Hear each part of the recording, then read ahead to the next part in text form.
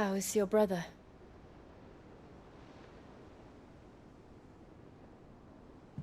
Asleep since I returned from the Dominion. Taya says he should be back on his feet soon enough. For a while, at least. She discovered something on his chest. A swelling, circled in stone. The curse.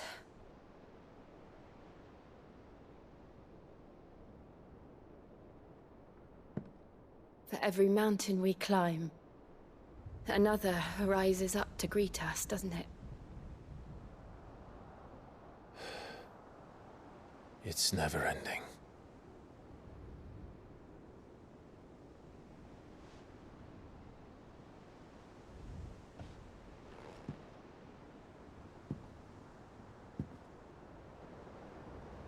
Even the sky seems to have grown tired of it all.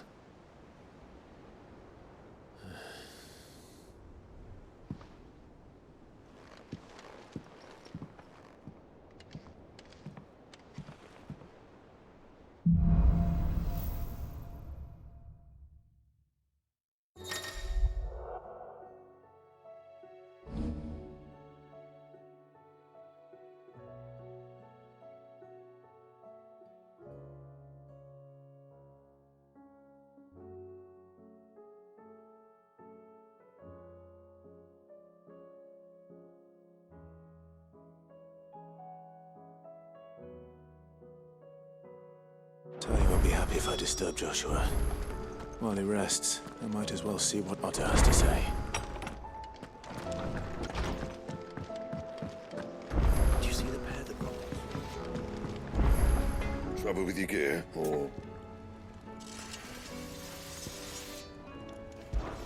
fretting about us, guys? Unless that is... So, what'll it be? No scratches, all right?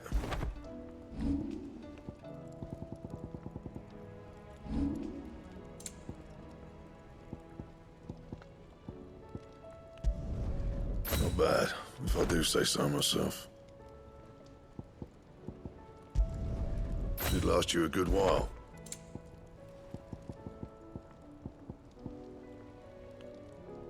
And?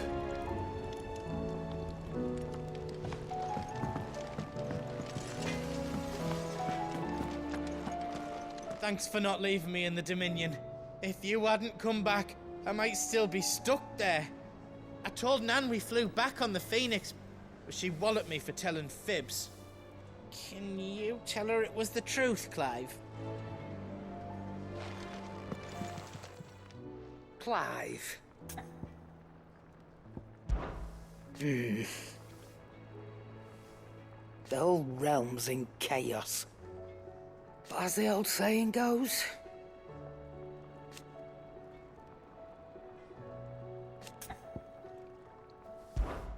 If you're gonna buy something, be quick about it.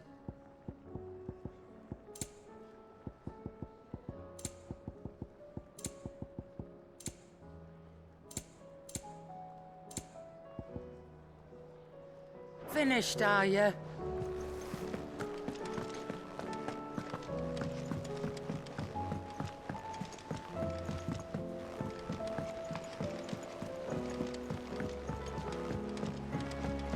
Did you see that? There's talk of these skies driving.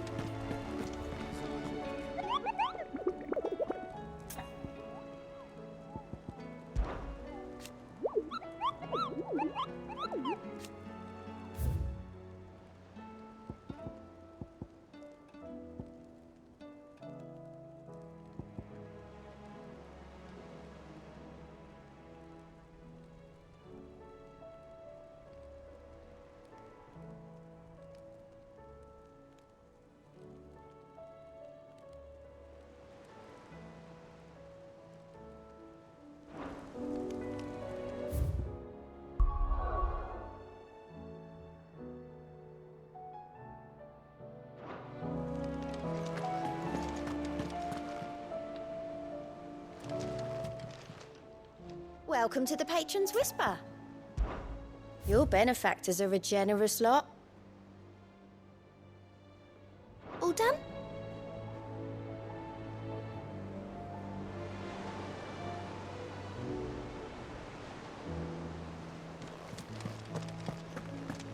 What are you making them skies then? Otto, how fares the realm? The realm? Oh, she's just fine. As long as you look past the fact storms out mother crystals and her skies are a roiling cesspit. And Gav? He's with your uncle in the Free Cities, helping Mid with her project. Sent an owl their way the moment the winds turned foul. Still waiting on a reply, though. Do you have any good news? Well, that depends on your definition of good. All right, fine. What do you suggest we do? Oh, no, I'm just a messenger. I leave the scheming to those more suited to the task. Could be that Lady Vivian and Old Tomes have their own thoughts on the current state of things. Could be that they don't. It certainly can't hurt to ask. I suppose not.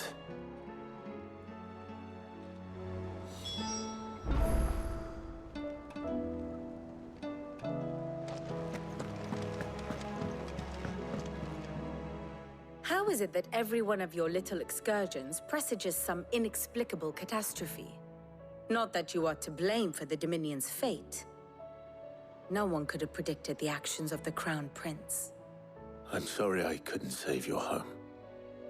My countrymen are stronger than you think.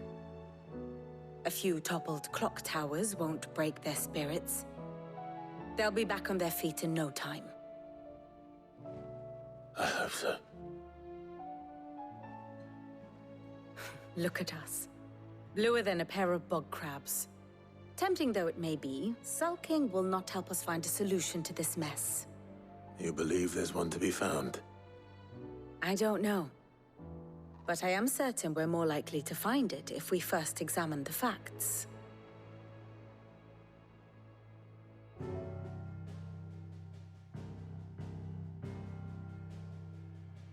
Beneath these darkened skies, fear and confusion reign over Valisthea.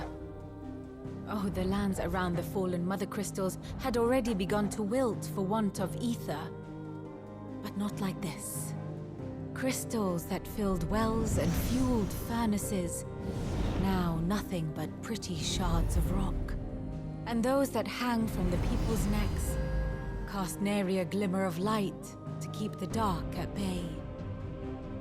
It is only a matter of time before the common folk convince themselves that the end of days is upon us.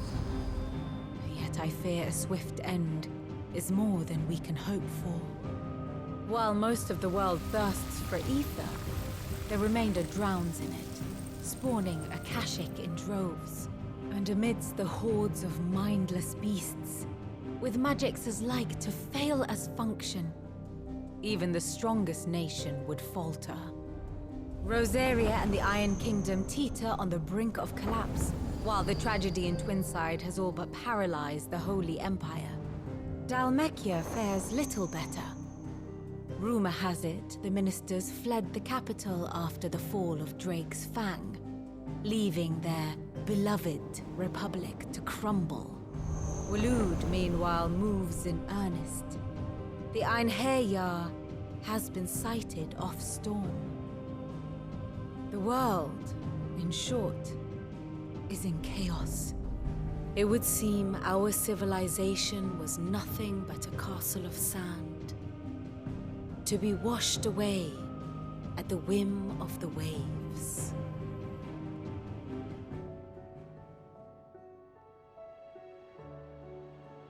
A castle of sand. Not my best flourish, but it seemed fitting. The reports I've received are considerably more blunt in their appraisal. Without the protection of their nations, it will fall to the people to defend themselves against those who would take what is theirs. Which is only ever going to end one way. Defending a farmhouse against a band of chocobo thieves is one thing, but pitchforks and palisades will do little to stall an army's advance. Should the King of Waloed deign to invade, there would be none to stop him. None but us.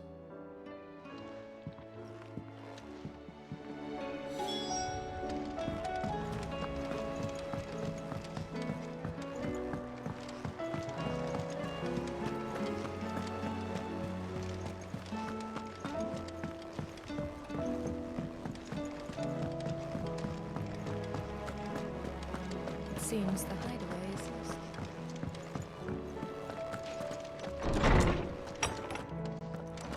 Is a storm coming, Sid?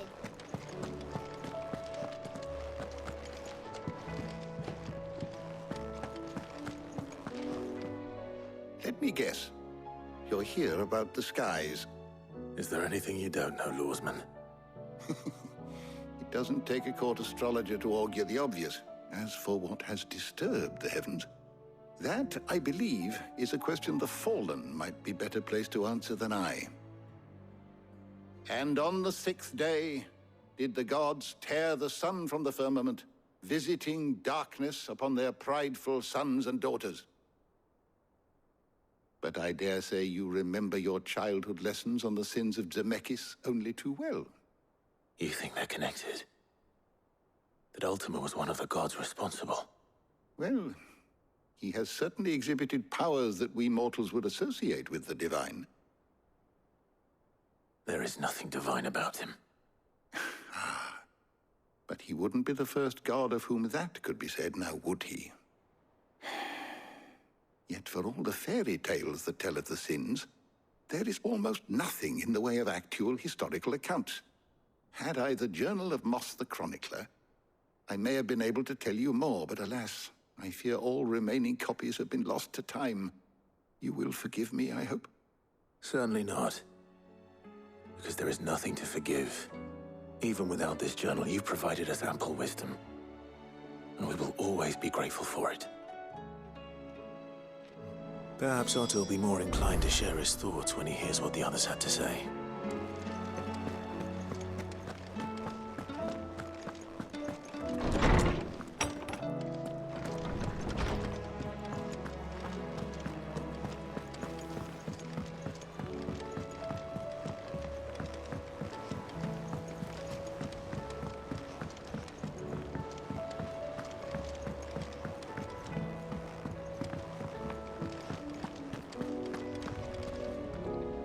Clive, we have a problem. Only one. That would be a first. It would. Actually, there are 3. We had as many owls arrive while you were at the shelves. Martha's got a Kashik out her gates, and talk of monsters roaming the hills outside of Northreach has put the wind up Isabel and her lot. And don't forget Dalimil. Lubor says the village was raided by bandits. When it rains... It fucking pours. The curse breakers are spread thin, taking stock of the damage in the Dominion. And even if I could get word to all of them, I doubt they'd get here in time to make any real difference. Which means there's only 2 people who can. Jill and I. Let them know we're on our way.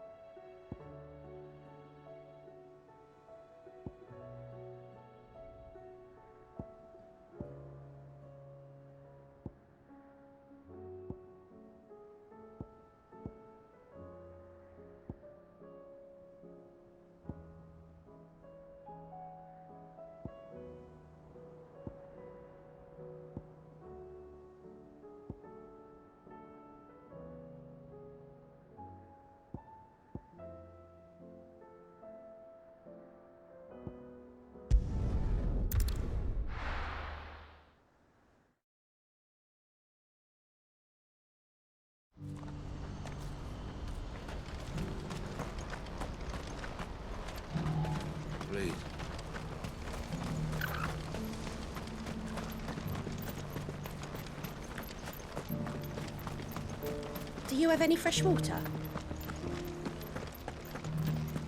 Now I just need to see about getting the word out. I want to know right away. Bad news. Good, actually. Something worth celebrating for a change.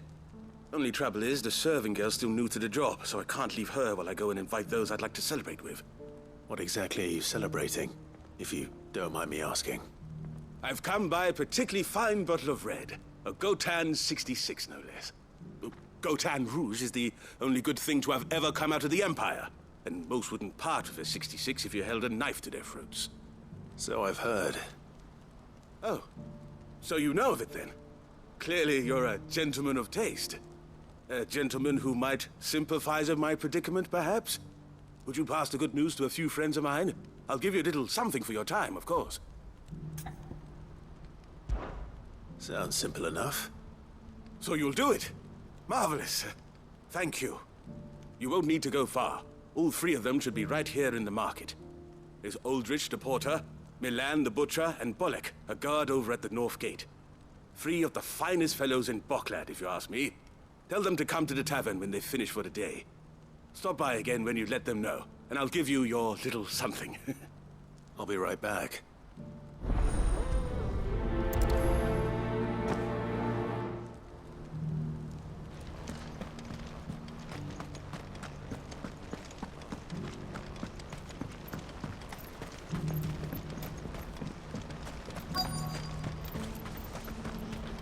Who needs a porter when there's nowhere left to go? I've been asked to find Aldrich, the porter. I don't suppose that's you, is it? That's me right enough. You need something delivered? The innkeeper sent me. He said there's a cup of Gotan 66 with your name on it when you're done for the day.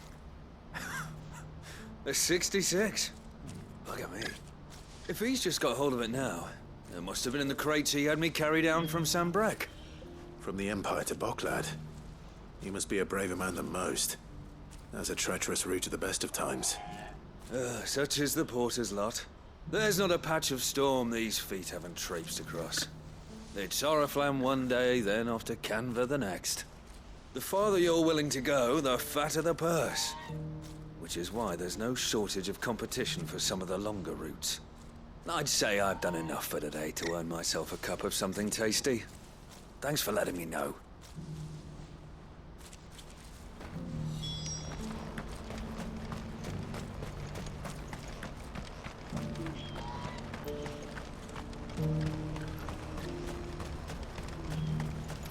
Please, pace it through.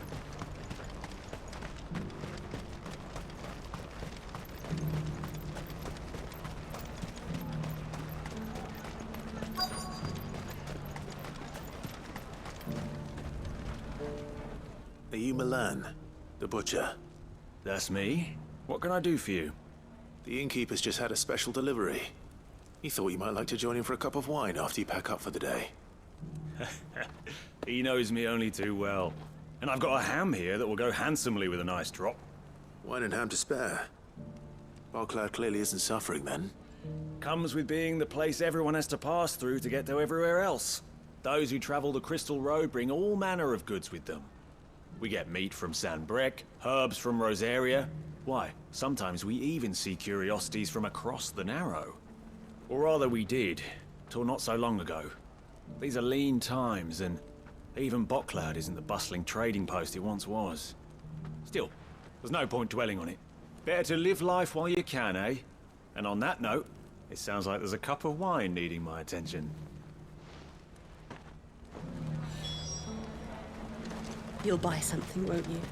Please. You've raised the price. I showed you my past. What more do you want from me? I'm looking for Bolek. I was told he'd be guarding the gate. Well, you found him. You're not here to enlist, I take it? The innkeeper sent me. He's just taken delivery of a rare vintage, a Gotan 66. He thought you might like a cup. I've never said no to a goat hand. I'm not about to start now. Thanks for letting me know. You must be a busy man. No one's making for the refugee camps anymore. Not after what happened in the Dominion. Meaning, they linger here instead. I spend more of my days moving beggars along than I do manning these gates. What gets to me are the gangs that prey on the poor sods. As if they haven't suffered enough. Some days you can't help but wonder what the world's coming to. You know what? That wine's sounding better by the moment. Hold on. I wonder if the innkeeper might spare a cup of that wine.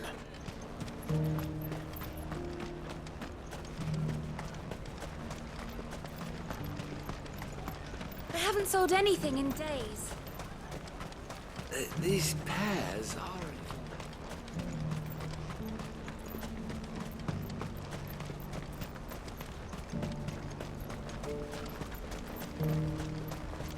Please, a piece of fruit.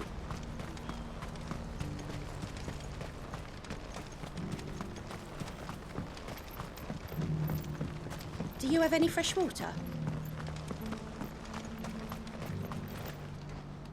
I spoke to your friends. They'll be along soon. That's fantastic news. Thank you kindly. It's been a while since we all sat down together. And the way I see it, that wine is as much theirs as it is my own. How so? Well, I wouldn't be serving anything but slops without Aldrich to go and fetch the good stuff for me. And then there's Milan, who always sends customers my way. And Bolek, an even-handed keeper of the peace, if ever there was one. Those three are the backbone of Boklad. Lose any one of them, and the market would soon fall apart. And without the market, I wouldn't have a single customer. I'd say that's worth a bottle of 66, wouldn't you? And more besides. Everyone needs a shoulder to lean on. Be they world-weary innkeepers or brooding swordsmen. Right. I'd better prepare for my guest's arrival. I hear you had me carrying a bottle of Gotan 66. If I'd have known, I would have sold the thing and lived like a lord. I'll settle for a cup, though, if you're in a sharing mood. A Gotan 66. Just as well I had something special of my own set aside. A bottle between the four of us might not be enough to drown our sorrows, but it can't hurt. Here they are, the three pillars of Boklad. Sit yourselves down, gentlemen. The woes of the world may be monstrous in many, but there's nothing like a few good friends to keep the misery at bay. Never a truer word spoken.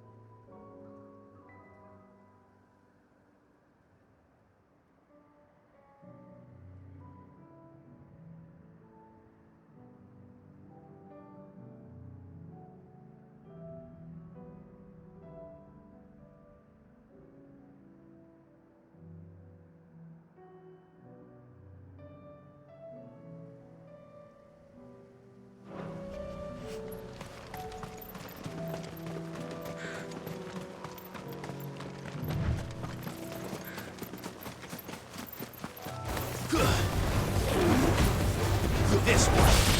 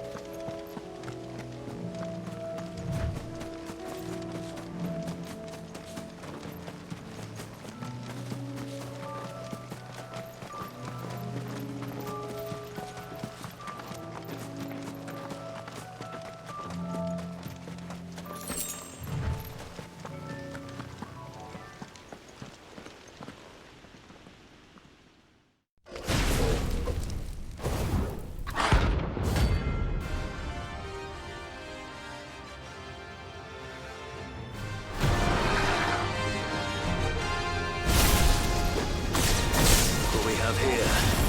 Greetings, Your Majesty.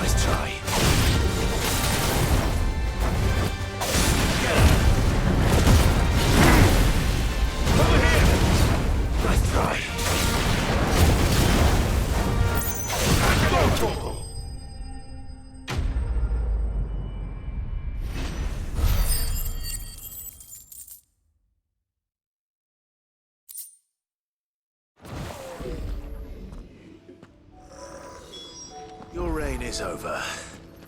Now to collect the ash. This looks like the stuff. Let's see if there's any more.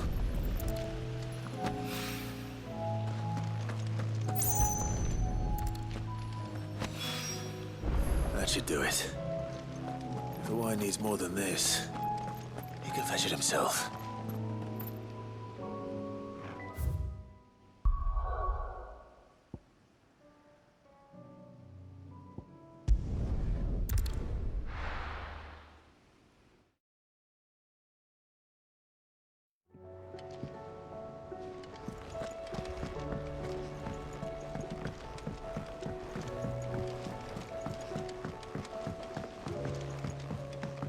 Did you see that?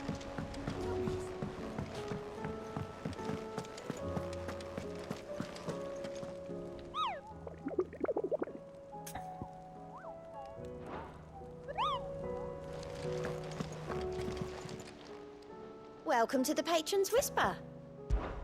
Come to claim your just desserts? All yours. All done?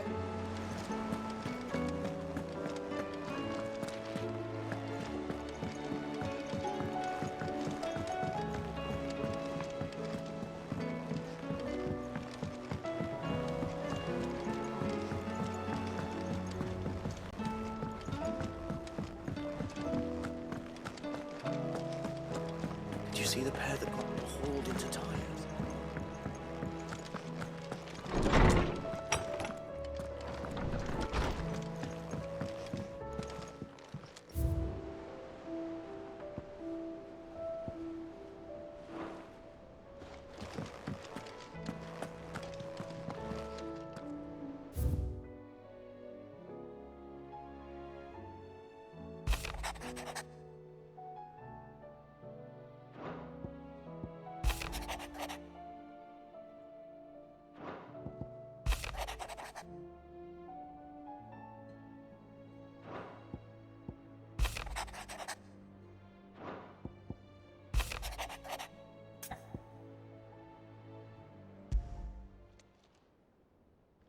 Hopefully it's nothing. But I should speak to Blackthorn just in case.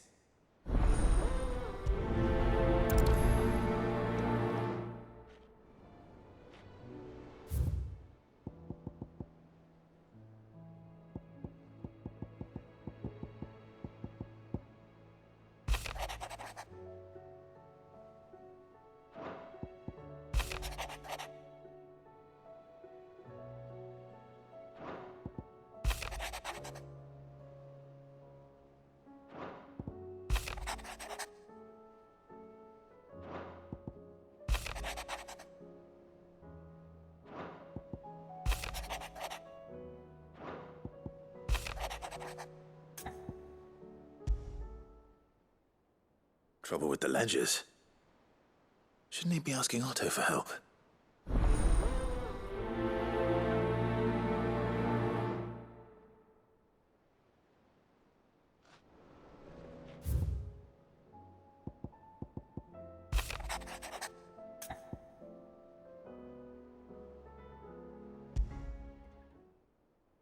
What could be wrong with Torgor? He seemed well enough when I last saw him.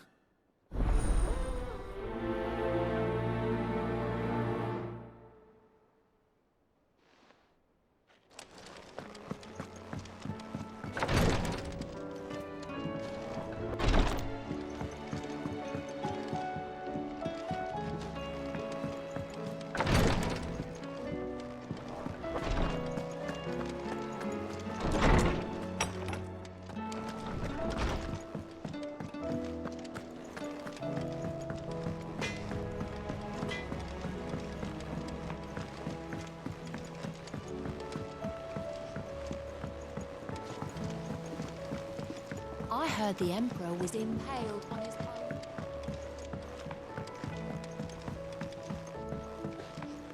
We're all gonna die! You hear me?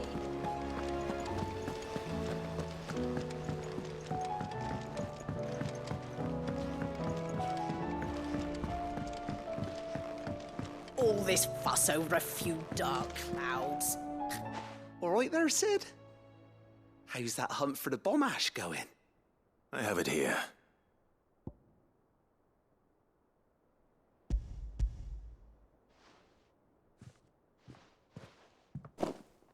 That's the stuff. And plenty of it, too. Enough to keep the Alembic bubbling away for a good old while. You're a gent, Sid. Let none say otherwise. Right then, let's get this contraption up and running.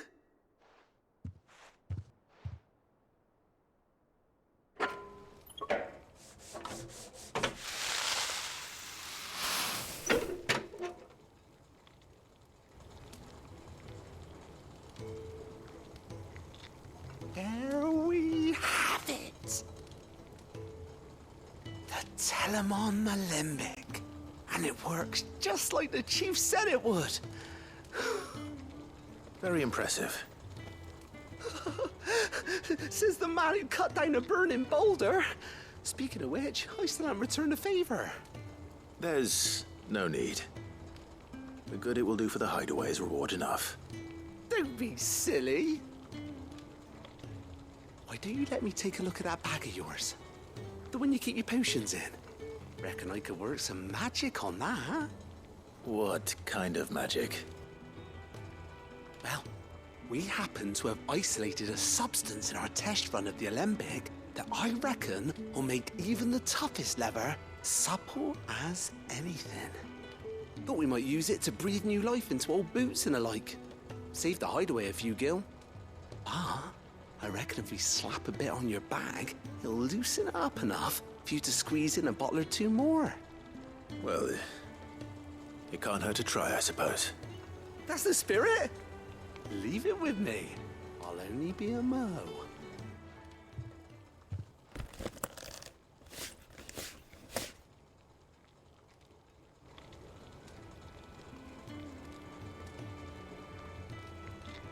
Well, what do you reckon?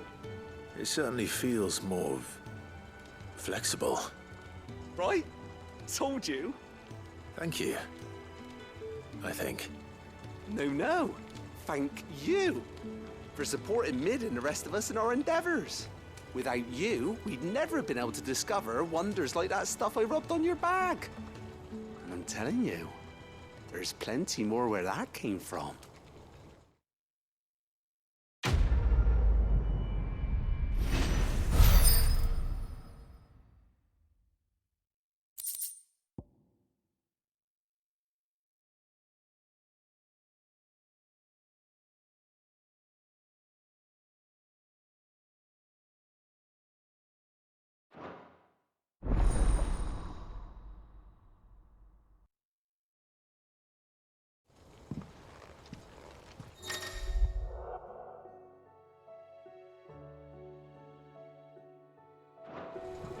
All this fuss over a few dark clouds.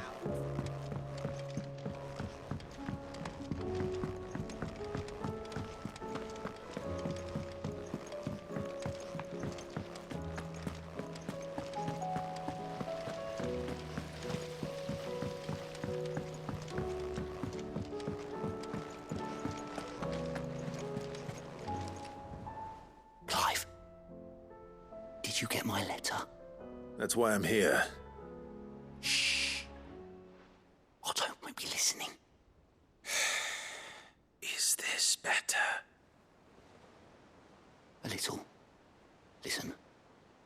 I've some bad news. It turns out the Hideaway may be slightly behind in its payment to certain lenders, and it may be my fault. But I swear to the goddess, I thought I had the numbers square. Sadly, that square turned out to be more of a circle. 0, you might say. I can straighten it out, I swear, but it's gonna take some time, and I'm gonna need help keeping it from Otto. Bit late for that, I'd say. There you are! What a surprise! So let me get this straight. You forget to pay our lenders what they're due, and instead of coming straight to me, you get Clive to come to you. And I hope he'll dig you out of the hole you've dug for yourself. Clive, the man in charge of the place you've been cheerfully trying to bankrupt. And you thought this was a cunning plan. Why? Well, who needs paying? Oh, just Martha. And the Dame. And, well, Lady Karen. But only 500 talents. We owe 3 of our most trusted friends 5 million gil. Each. 5 million each. They lent us the bulk of the money we used to rebuild the Hideaway, you see, and, well, I must have made some sort of oversight. Those ledgers were my responsibility, and it was my decision to entrust them to you. This is my fault. Do we have that much to hand? I can always ask my uncle. No, we don't. And no, you won't. We've lightened Lord Rosfield's purse enough. After the king's ransom we had off him, he deserves better than to see our begging bowl. Besides, we'll need to learn to stand on our own if we're gonna make this work. All right. But that doesn't mean you have to shoulder the burden yourself. Is there anything I can do to help? There might be. How'd you fancy taking these to Martha and the Dame? Rocks. Rocks, he says. Worth 1,000 talents apiece, these are. A little something Sid and I set aside for when times got lean. And I reckon 15 million in overdue debt probably qualifies. I just hope our associates' eyes are a bit more discerning than yours. I'm sure there will be. Should be me making the rounds, really. But you know how it is with this place. Orders to bark, arses to wipe, and all that. I know. Which is why I don't mind going in your place. Go. Do you know why I only gave Master Clive here 2 star rubies? Because you'd rather Lady Karen killed me. Because I'd rather Lady Karen killed you. Yes. Well, I suppose this is goodbye then. Don't worry. I'm sure Karen will understand. Really? Do you think so? No, I don't.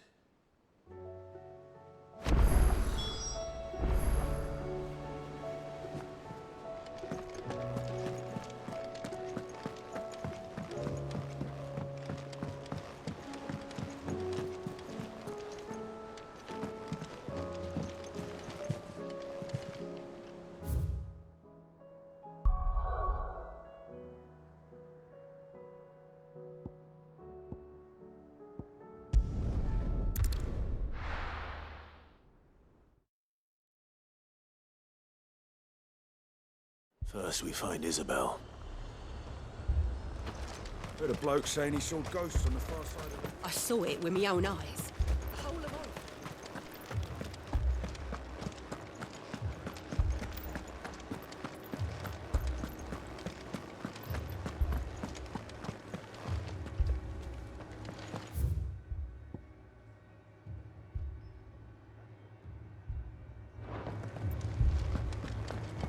I can't do it.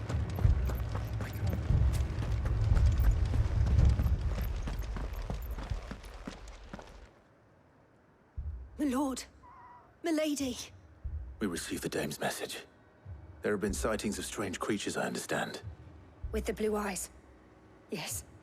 Like a Kashyyyk, but different. They've taken so many. I've lost count. Akashic, but different. Ultimus thralls. And what of your mistress? Is she here? Oh, no. She went to the garrison to ask what they were planning on doing about all this. Then we'll look for her there.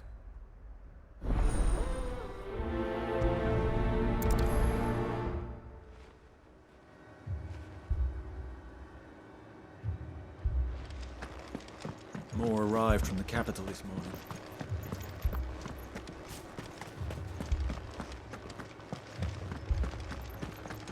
The two soldiers were carrying...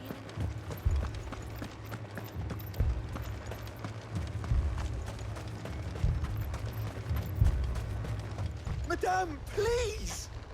Half the garrison's been slaughtered by those things. We lost the captain this very morning. We've tried requesting reinforcements, but there's been no word from the capital or the Dominion in days! What more would you have us do? I would have you do your duty. Those at the Vale look to me for protection.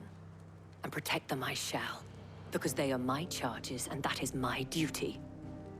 In case you have forgotten, the people of this town are your charges. But more than that, they are your people. Your sisters, your brothers, your lovers. So you have a choice.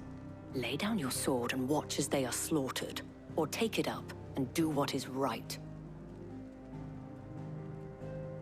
She speaks the truth, you know. This here, it's all we have. It's all that's left.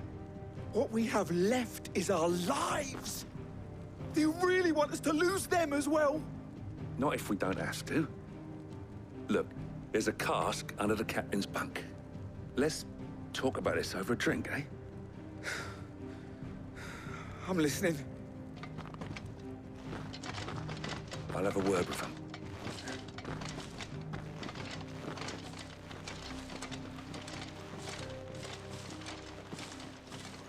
Ah, Clive. I didn't expect help to arrive so quickly. And sought to take matters into my own hands. It was a noble effort. But I thought you might still need some support. I'd like you to consider my needs. What we need to consider is where the creatures came from. The way the survivors speak of them, one would think they appeared out of thin air. And perhaps they did. It's hard to know what to believe these days. We'll talk to the survivors.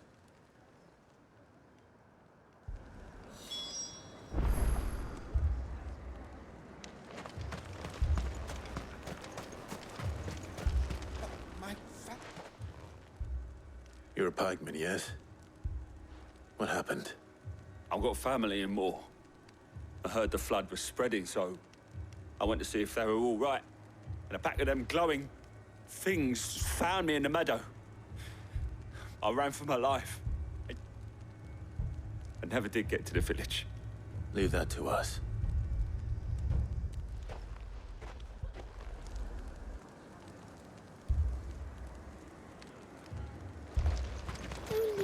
It's all right.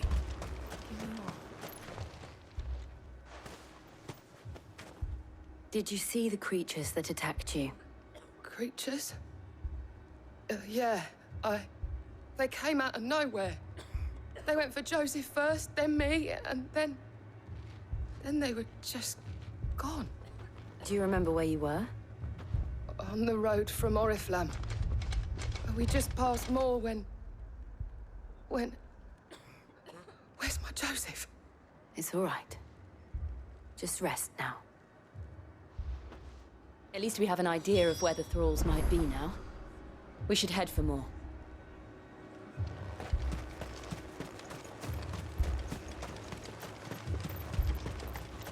I assume you have a plan? We need to find out.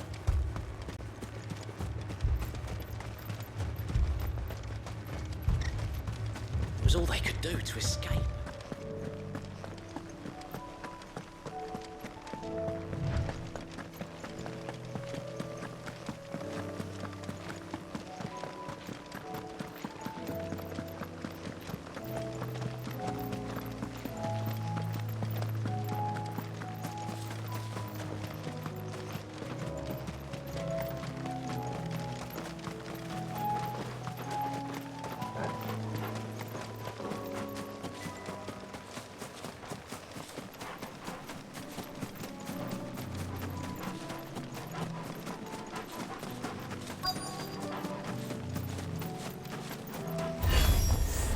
Clive, look!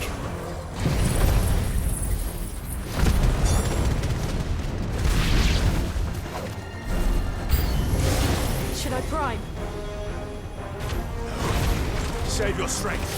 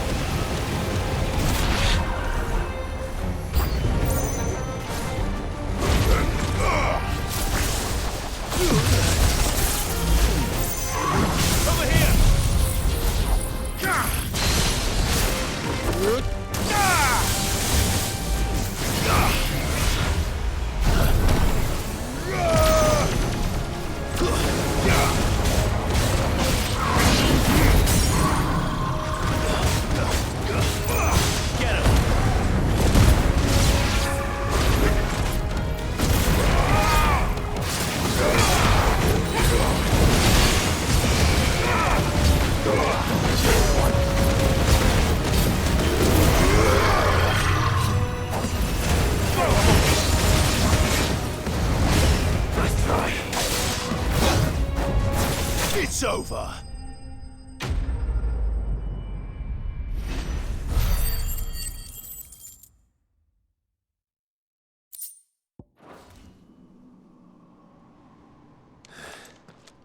Do you think there are more?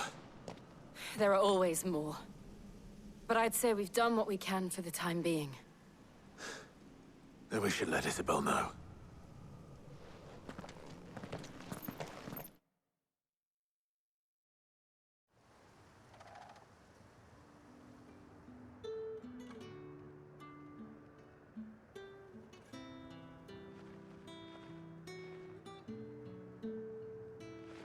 You have the town's thanks. Don't thank us yet. There will be more. Many more. And you'll need to be ready for them. Oh, we shall. Isn't that right, Captain? Yes, milady. The garrison will be ready. Philippe here has convinced most of the men to remain at their posts. For now, at least. Hearing that the Dane would look kindly on any man who committed himself to the task certainly didn't hurt. It's not the most selfless of motives, I'll admit. Whatever it takes, eh? Now me, I never needed convincing. I became a soldier to protect the people I love. And the people I love include the ones standing before me. Handsome and chivalrous. Now, if you don't mind, I have sentries to post. Milady.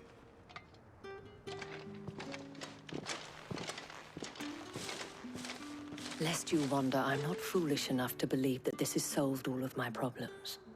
But it has solved one, and that's one fewer than I had this morning.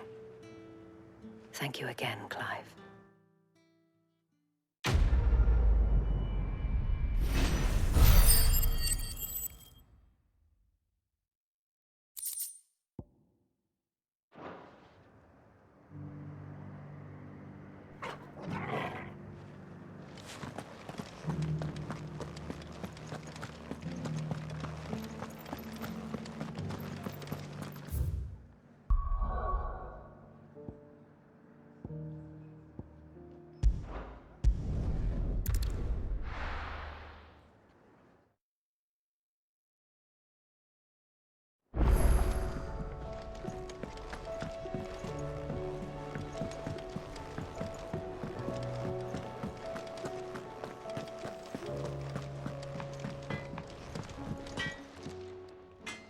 Blackthorn, do you have a moment?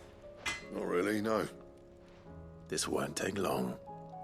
I just wanted to ask how you're getting on. August was worried about you, that you might still be doubting your craft, even after learning the trick of that cuirass. Is there something else weighing on your mind? Perhaps sharing your thoughts might help. That bastard's like a dog with a bone.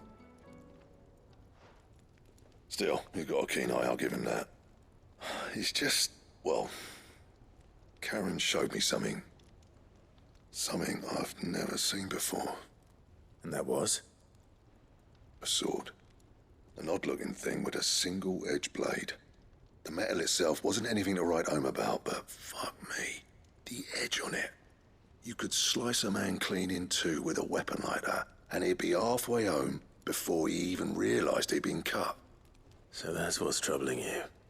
Nah, no. Not troubling me exactly. More distracting. Can't stop thinking, how do you get an edge that sharp? It's driving me mad. And if you knew how to do it, we could arm the curse breakers with even better blades. That's about the size of it, yeah. I'll see what I can find out. Sharper swords are always welcome. And we can't have our master blacksmith being distracted. You're a soft touch, you know that. But I can't say I'm not grateful for it. Good luck, eh? Thank you. Let's see what Karen knows about this sword.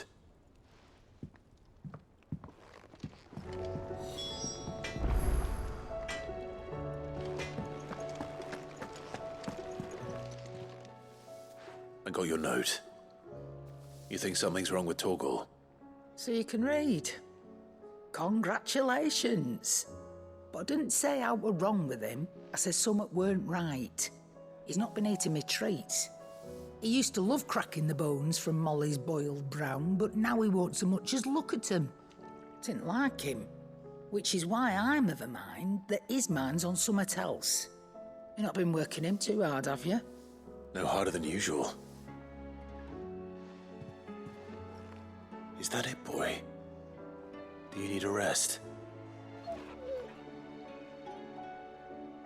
What was it you said he was?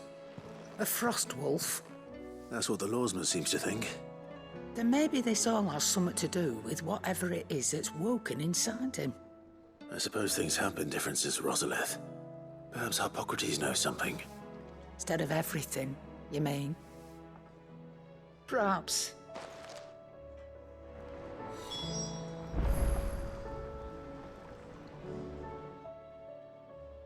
You're looking well, Karen.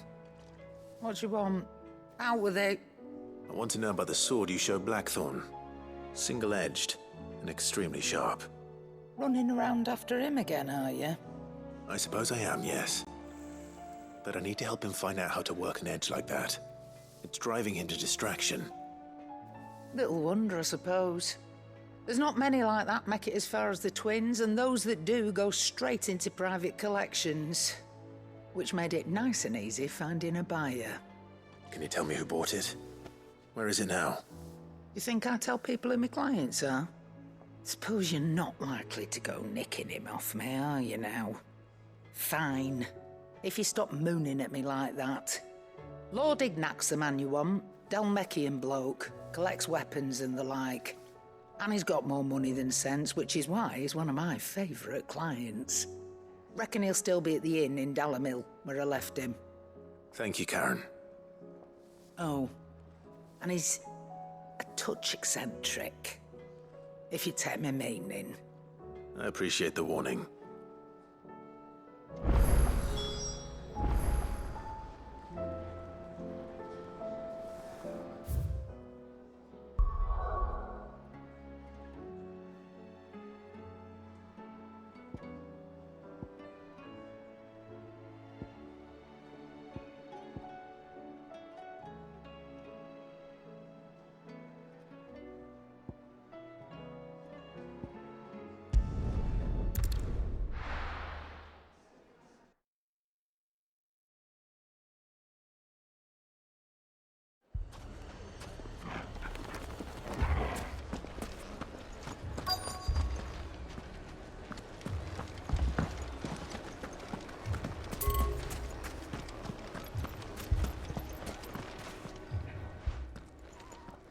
Cid. Oh, your new companion appears much more formidable than your uncle. Should I be worried? Ah. You haven't been introduced. Jill, Clive has told me much about you. All lies, I'm sure. Your Stolas said that Dalimil has a bandit problem. Indeed. Although, you're a little late. They left with our food and guild days ago. Any idea where they went? The desert's a big place. Your guess is as good as mine. But the fact is, I have more immediate concerns. What did you say to me? What did you say? Ah, as if by magic. Let's just say we've yet to reach a consensus about how to solve Dalimil's little problem. And at this rate, it won't be the actions of the bandits which prove to be our undoing. It will be our own. Now, I've tried reasoning with the dissenting parties, but even the Desert Hare has limits. Perhaps we could talk to them. What makes you think they'll listen to us? What makes you think they won't? She makes a fair point, Cid. And you won't have wasted much of your precious time if you fail. They're just across the courtyard.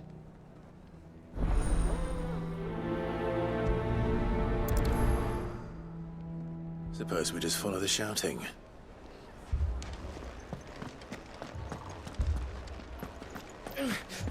Fucking beavers!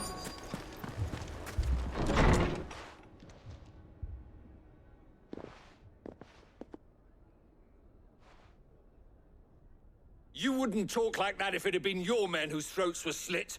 Blood for blood, it's the only way. We hire mercenaries and have them mount the bandits' heads on our walls as a lesson to the rest. And what happens when those mercenaries are slaughtered like your men? Are you going to hire more? We're better off using that coin to buy food and supplies. If we hire mercenaries, the only thing we're buying is the bandits' ire. And you cannot fill empty bellies with that. Do you hear me? But what happens when they come back? Maybe it'll be your throat that's slit. That's enough. Both of you. Any more of this and I'll throw you out myself. Come back when you're ready to talk like adults.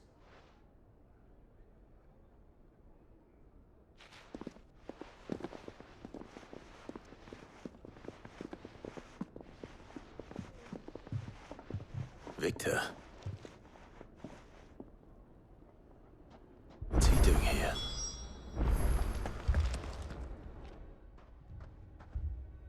Cid. And Lady Jill. What brings you here? I was about to ask you the same thing. Costness is in chaos, and the markets have all but ceased to operate. The Briar's Kiss here in Dalimil is the only place I can reliably obtain supplies. I was here to do just that when Master Lubor told me of his troubles. He thought I might be able to talk some sense into these fools. But if you're here, I suppose his patience must be waning. Who are those people? Those were the thorns in Lubor's side. And the reason this place might be headed the same way as Costness. It's these accursed skies. The darkness is enough to drive a man to madness. Or an entire city, for that matter. We're still working on the skies. But in the meantime, perhaps we can find a solution to Dalimil's problems. I hope so. For all our sakes.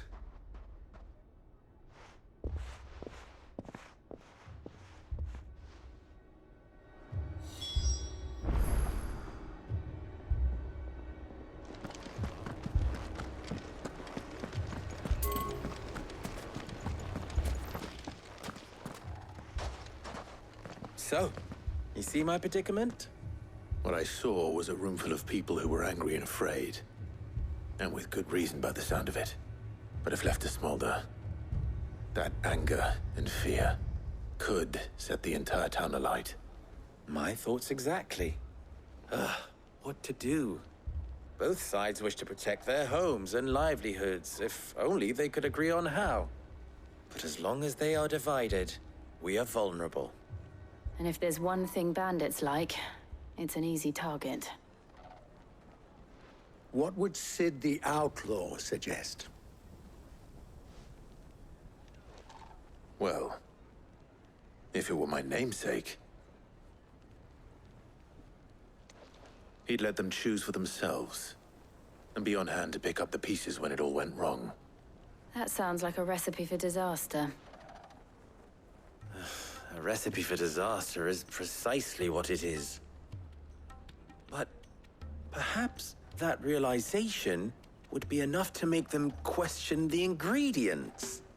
While it's plain neither Conrad nor Natalie will countenance the other's proposal, it may still be possible to make them doubt their own before presenting them with a third option. And that would be? To pool our resources and save the city ourselves. Why fight each other when all that fear and anger can be directed at the bandits? It appears we have a plan of action. Victor, pay Conrad a visit. See if you can't convince him of his folly. I'll speak with Natalie. As you wish. Your faces are not well known in this town. That may prove useful. Don't worry, Victor and I will do most of the talking. You need only play along. Play along? What he means to say is yes.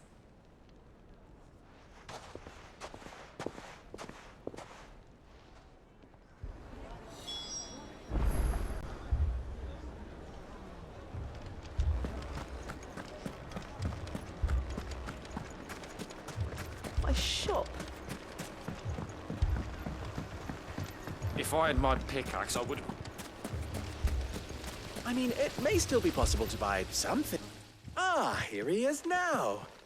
Natalie, allow me to introduce Lord Underhill of Randalar's prestigious League of Merchants. Lord Underhill. At your service. Underhill? I was just telling the good lady of our conversation, my lord, and how you were lamenting the state of the capital's stores. Lubor says that not only are the granaries almost empty, but that war and the Blight mean this season's harvest won't be enough to fill them for winter. Indeed, certainly that is the case. The nobles in the capital are buying up the city's stocks of barley and wine, driving the prices higher than most commoners can afford. It is only a matter of time before the peasants revolt. It is worse than I thought. If what Lord Underhill says is true, I fear we have little hope of supplementing our stores, meager though they regrettably are.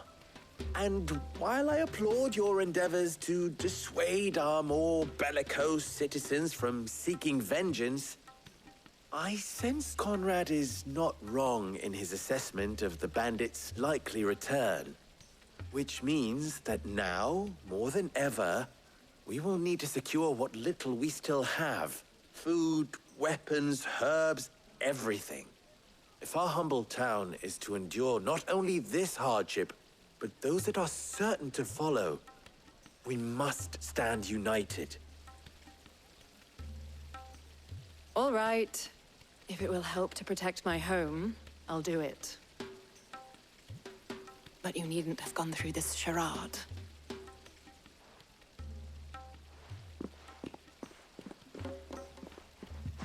Thank you, Clive.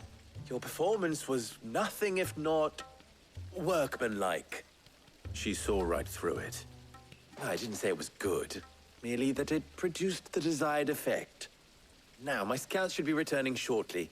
Meet me back at the Briar's Kiss, and we shall see what we face.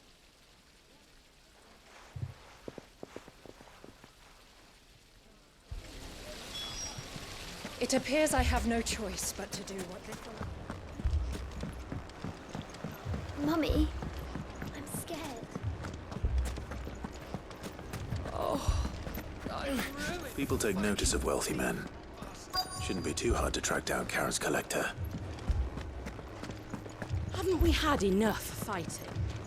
I know I bloody well have. Next time those two My reputation will be ruined! Ruined! Calm yourself, Lord Ignac, I beg of you, before you do yourself a mischief. Pardon the intrusion, but... Out! Get out! I paid for these rooms so I wouldn't be disturbed. Leave me be! Please, allow me to apologize.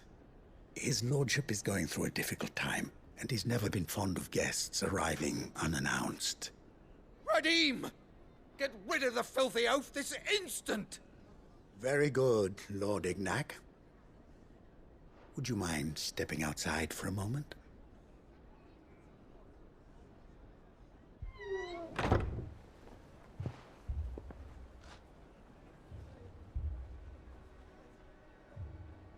I'm sorry if I've caused you any trouble.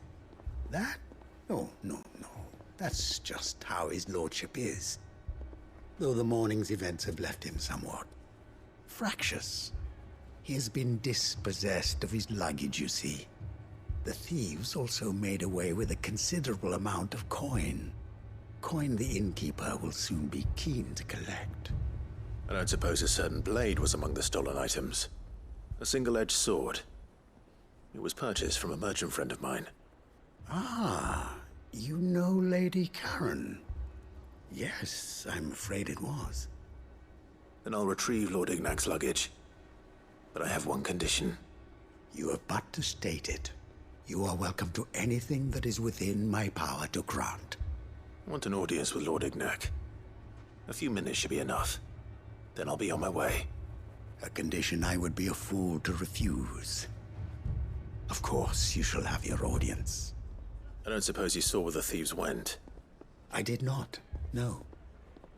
Though some discreet inquiries made on his lordship's behalf mean that I know where you might find them. The bandit's bed. Every ill-gotten coin in Dalimil is said to pass through that disreputable corner of the Valcroy. And that's where I'm heading. I shall speak to Lord Ignac in your absence, and arrange for an audience upon your triumphant return. That will be very kind of you. Farewell, and best of luck.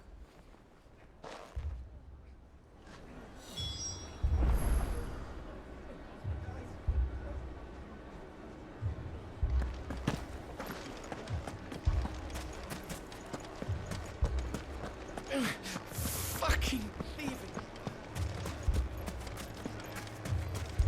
Picture it, Conrad.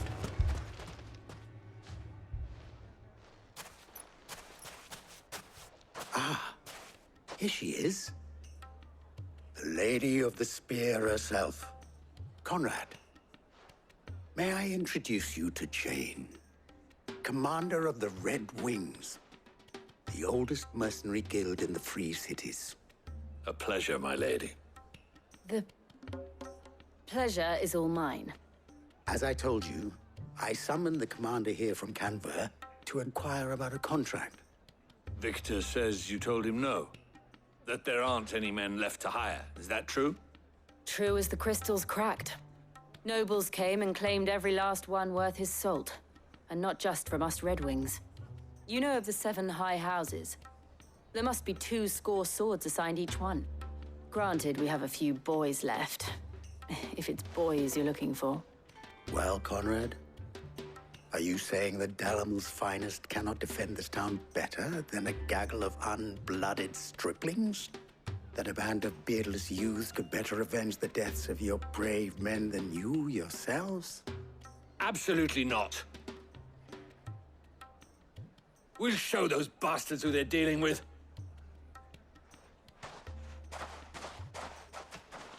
I can't believe that actually worked. Conrad's not what you called the brightest candle in the crypt. And there's a reason why I had you do the talking and not Sid. Well played, my lady.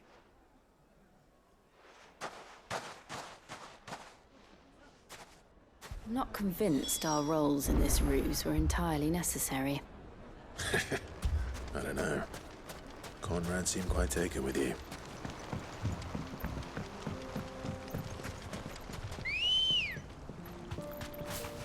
Let's go.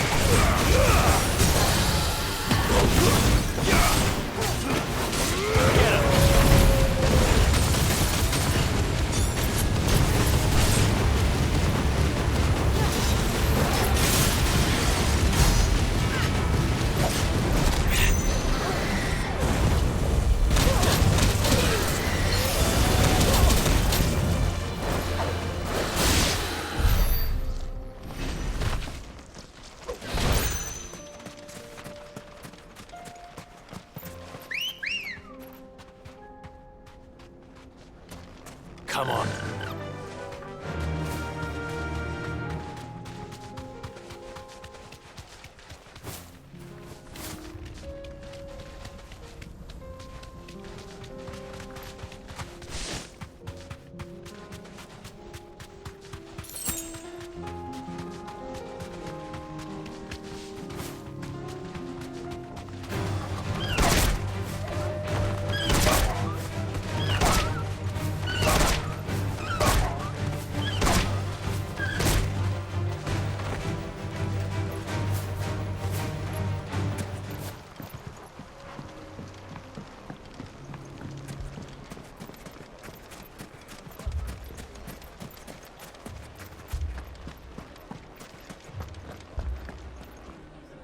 Good news, Sid. Both Conrad and Natalie have somewhat gracefully accepted their new roles. With time, they may even learn to. Time no longer appears to be the luxury it was before lunch. I take it your scouts found the bandits. Technically, it would be the bandits who found my scouts. It appears they march for Dalimil as we speak. All of them. You're not serious. They don't just want food, they want the whole damn town.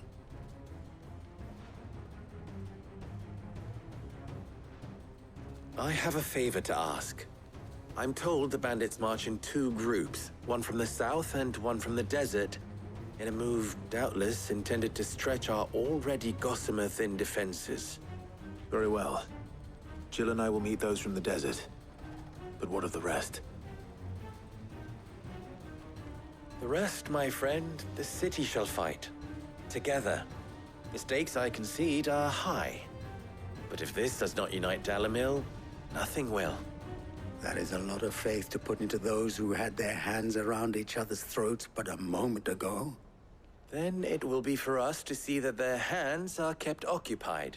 And I do mean us. I thought you might say that. We'll hold them off for as long as we can. And we will do the same.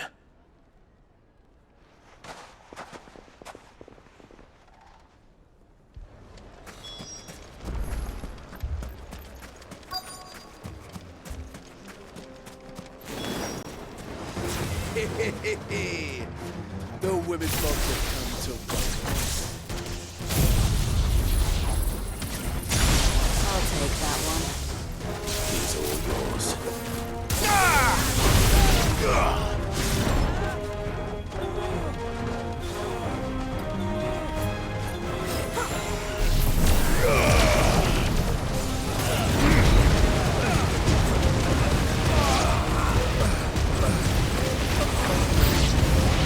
They mean to overwhelm us.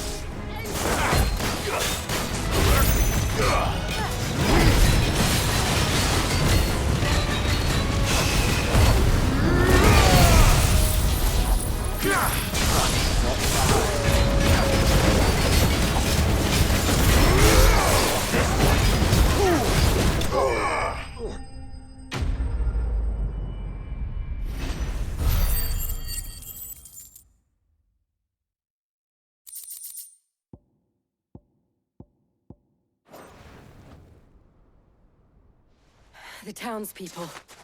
Could they have held out? I don't hear any fighting. What do you think? That we should hurry.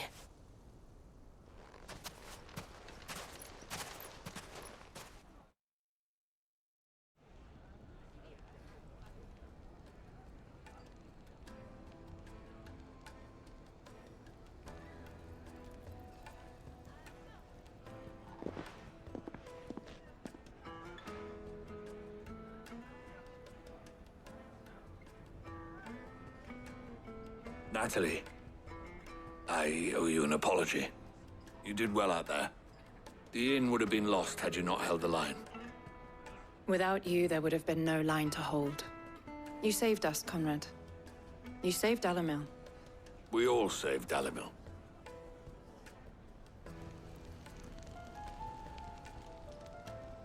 Conrad seems to have had a change of heart. I'd say they both have. I take it from your presence that our visitors from the desert won't be joining us either. Pity. The plan worked, Sid. Granted, it only took an army of bloodthirsty bandits at our gate. Calm now, Victor. Why quibble over the details?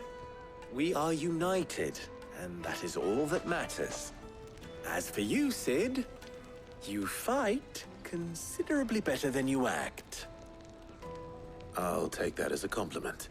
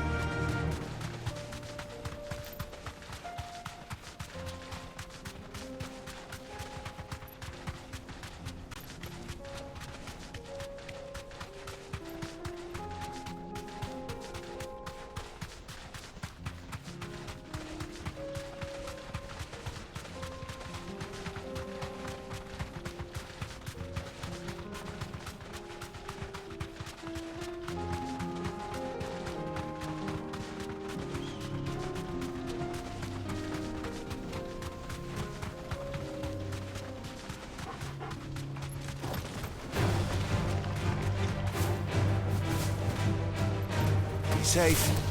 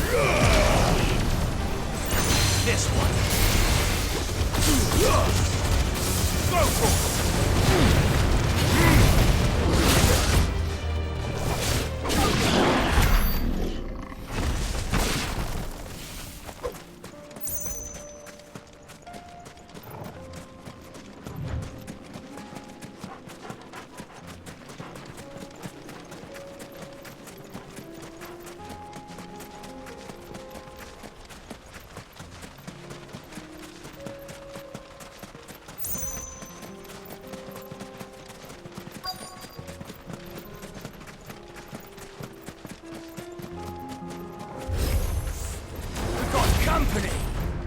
Come on, lads, let's tear the bastard's head off!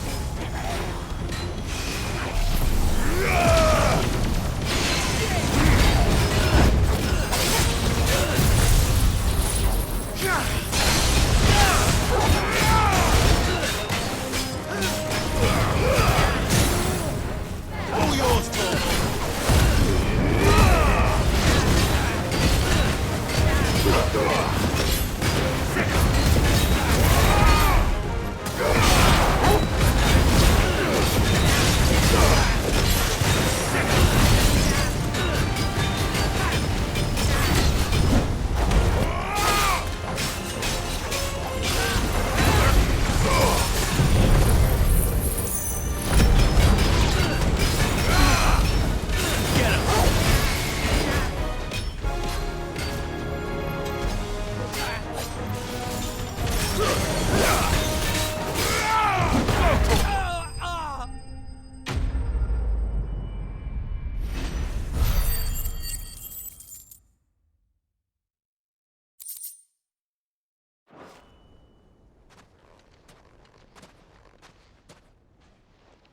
This must be Ignac's luggage.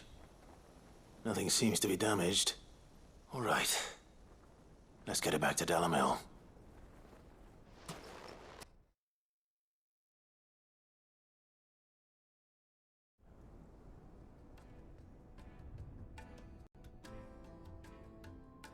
I hear I have you to thank for the return of my effects.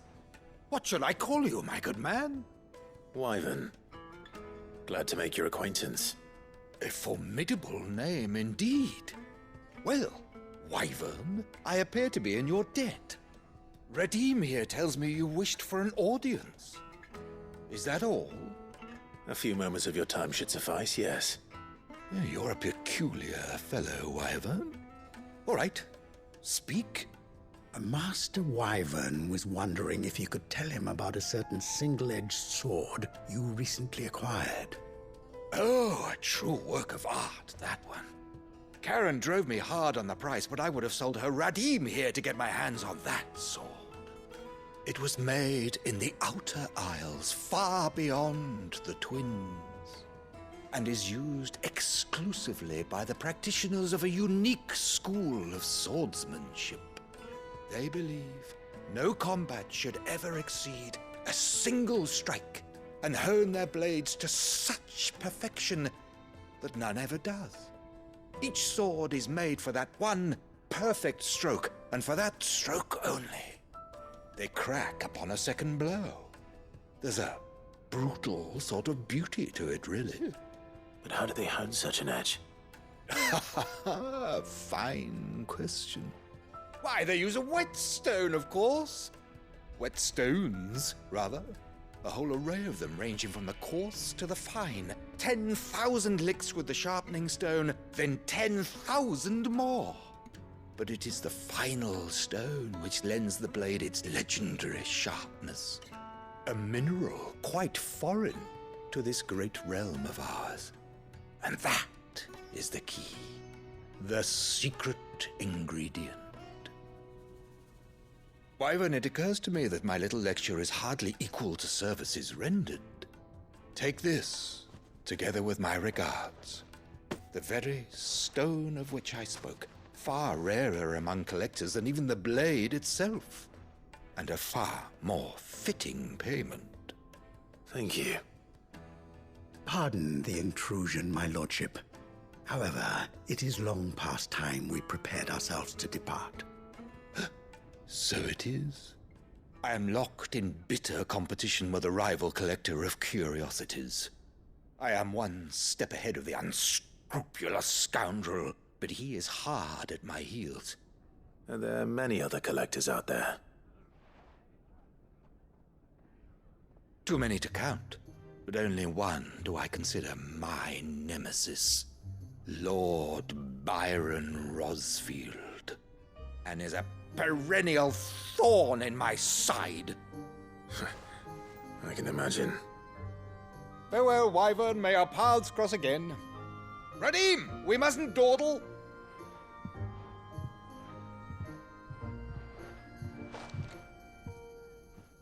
I think his lordship is rather taken with you, Master Wyvern. Thank you again for your assistance. Coming, my lordship. I'll be right there.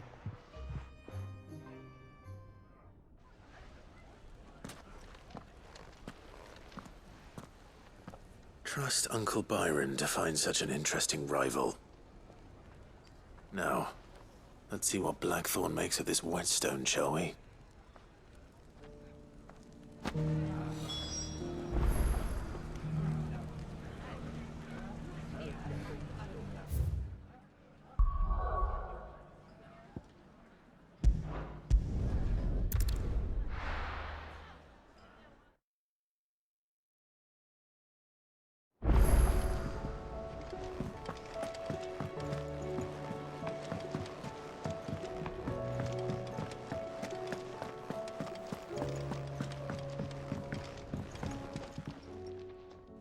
Sorry for the wait, but hopefully you'll agree it was worth it. You learned something about that sword, then? I did better than that.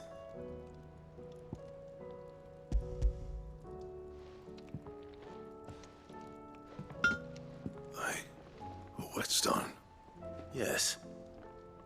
But not one you'll find anywhere in Valisthea.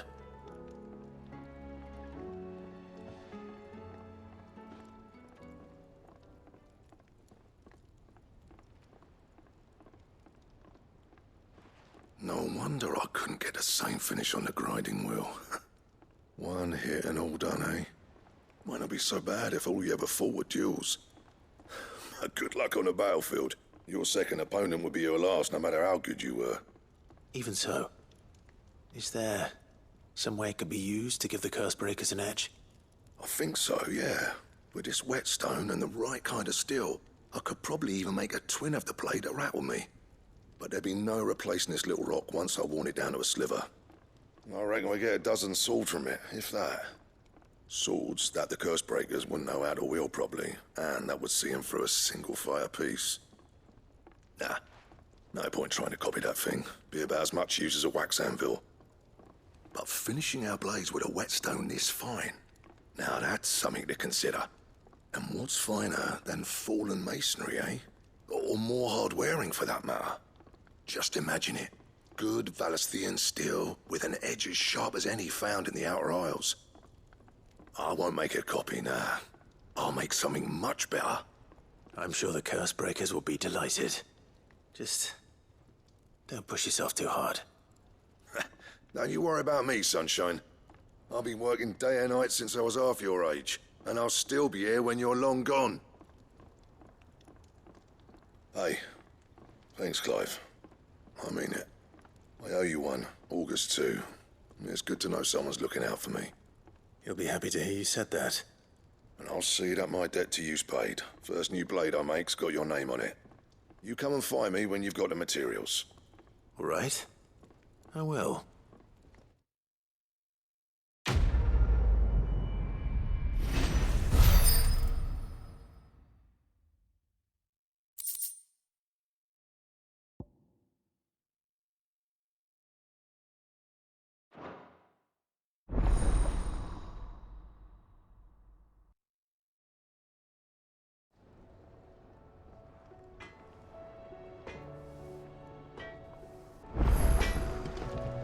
What do I owe the honor?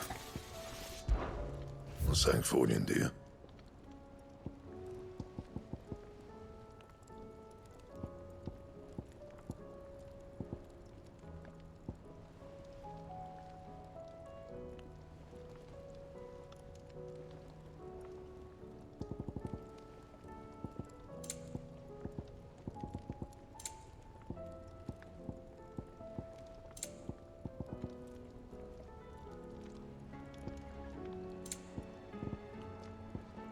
Anything else?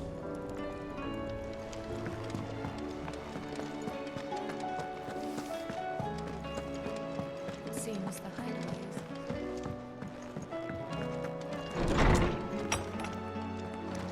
Is a storm coming soon? Lawsman, I need to ask you about Torgal. Something's not right with him. He isn't ill, is he? I don't think so. But according to Lady Karen, he seems to have lost his appetite, which is certainly a new development. She says he's hardly been touching his bones of late, and she believes it may have something to do with what happened at Rosalith Castle. I rather think she might be right, though not about his appetite. All canids are instinctively inclined to crack open bones for the rich marrow that resides within, and I see no reason why a Frostwolf should be any different. Accordingly, I suspect it is not a lack of appetite that afflicts Torgal, but a surfeit of it. If we assume that his newfound magics require additional nourishment to sustain, it may well be that the bones Lady Karen is accustomed to providing are no longer sufficient. Frostwolves, after all, habitually prey upon far larger animals, whose bones may yield altogether different nutrients. As to where one might find a suitable substitute, some antelopes that graze the meadows of eastern Rosaria have been known to grow to a size more than double that of their lesser cousins. I don't recall ever seeing any that large. And little wonder. The oldest and largest such creatures rarely leave the safety of the highlands for fear of predators. The last elder antelope sighting I recall hearing about took place near Cressida, and that was long before the village was abandoned. Even so, it seems like a good place to start. Good hunting, Clive.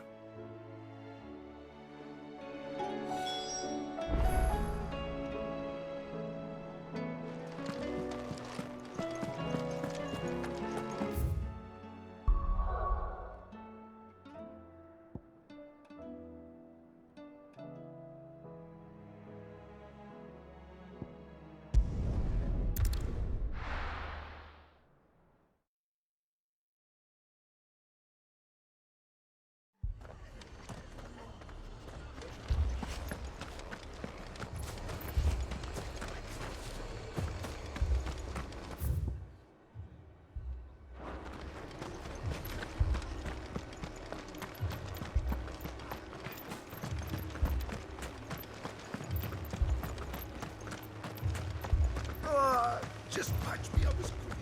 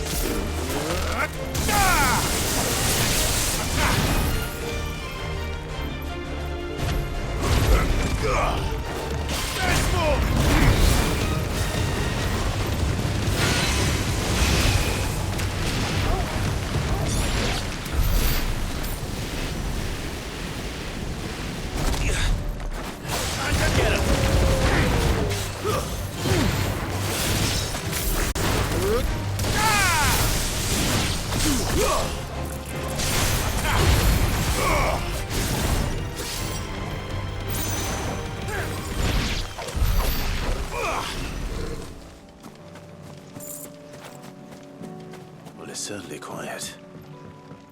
If I were a giant antelope, it would seem like just the place.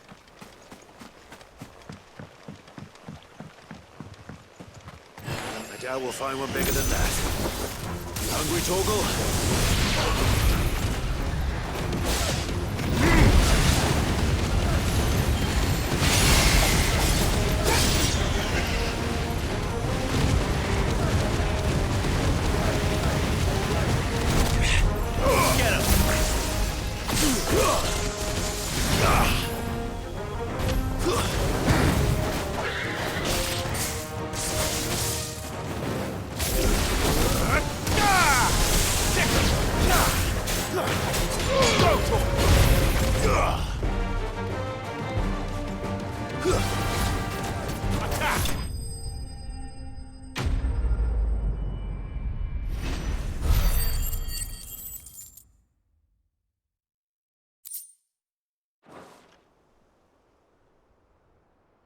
Now,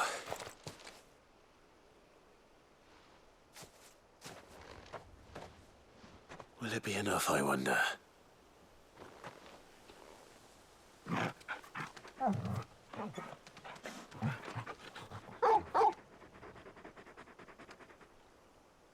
I say that answers my question, which means we owe the lawsmen our thanks.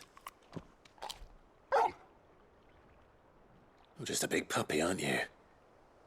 A very big puppy.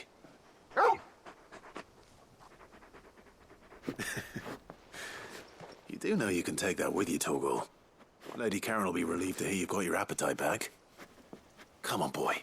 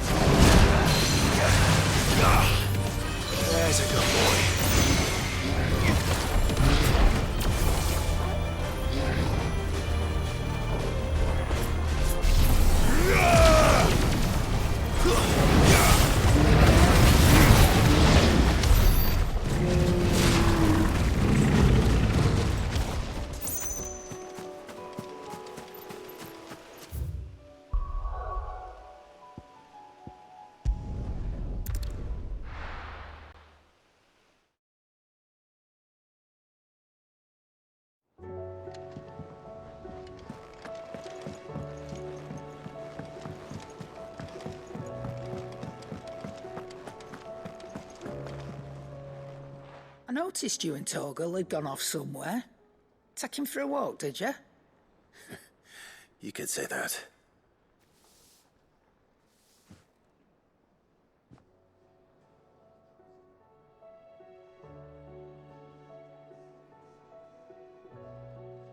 So, Molly's leftovers weren't good enough, eh?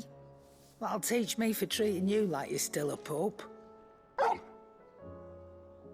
All right, no need to shout. Now we know what you're after, I can see about getting some in. Speaking of which, I brought one for later. Can I leave it with you?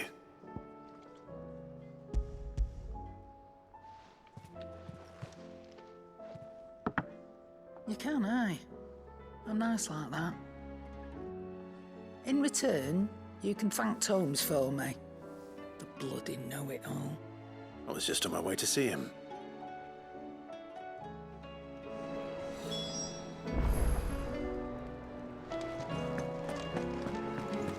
Seems the hideaway is lost.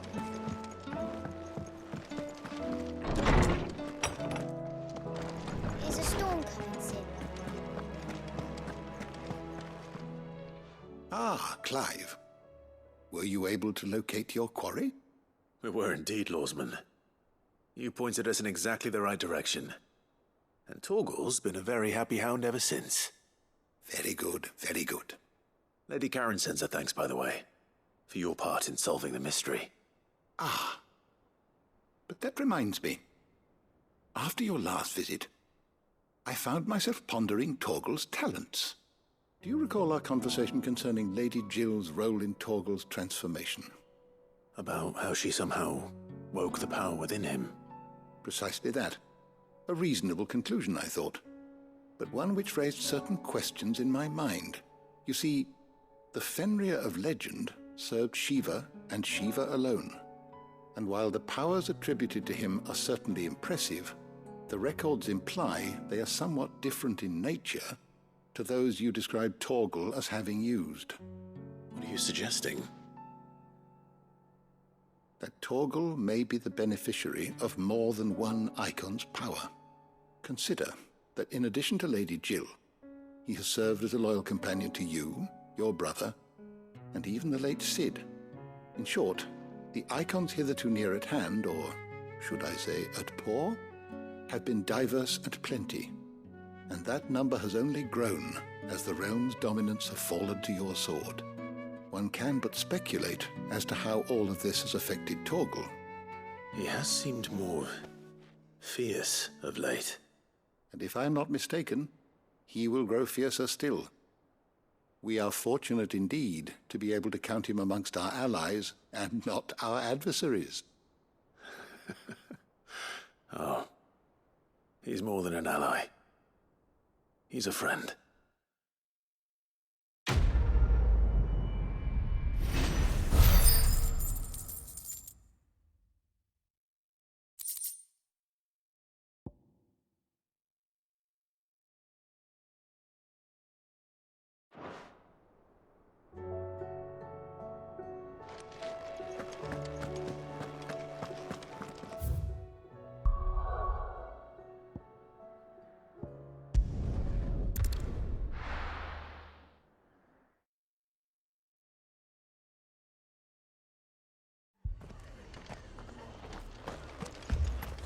This man's gonna die if we don't get him to a healer.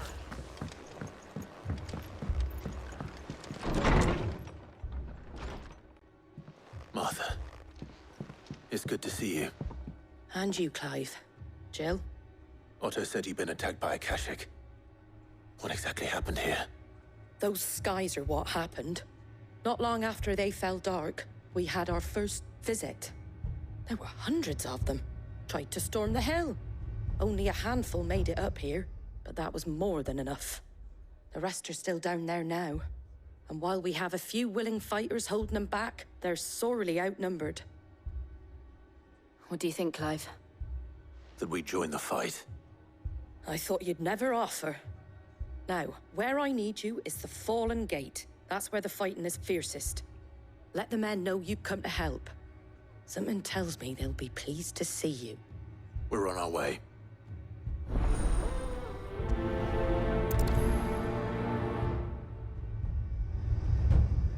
Do you think there are as many as Martha says? More.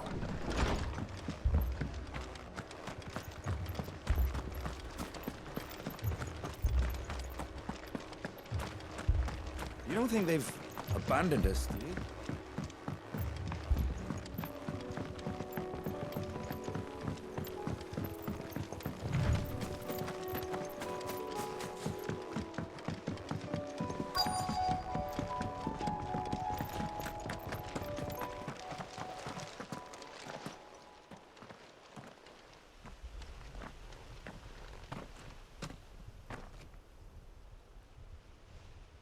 Clive, wounded.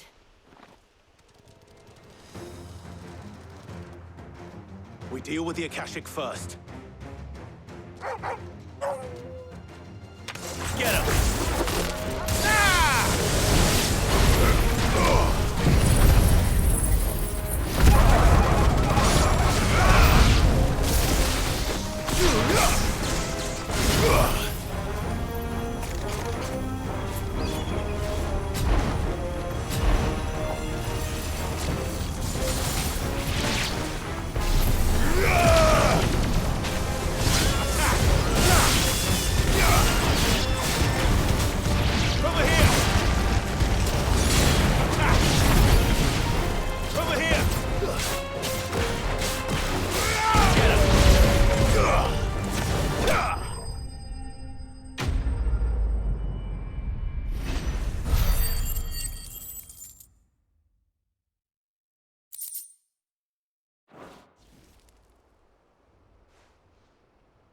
These men don't have the look of hired swords.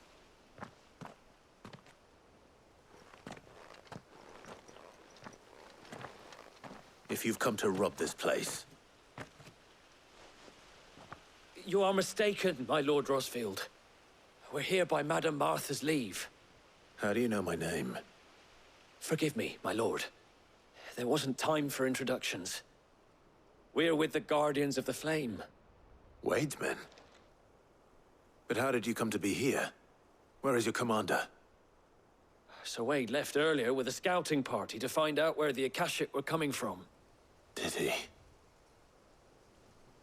Take your wounded back to the inn. Martha will see you're looked after. We'll join you anon.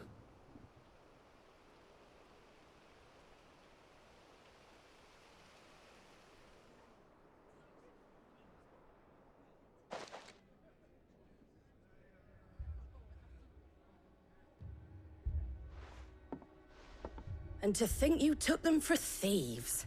A fine reward for holding off the horde, that is. When did Wade and his men arrive? Not long after Rosalith fell. The Guardians asked me to shelter some of them that had lost their homes. They were making ready to leave just as the skies turned, and we agreed it was best we stuck together. Martha! Trouble! The scouting party's almost at the lift, but they got a pack of Akashic snapping at their heels! And they got wounded with them! They're not gonna make it! Damn it all. We'll worry about them, Martha. You look after everyone here. If any can still fight, send them to the lift. I will. You two be safe now.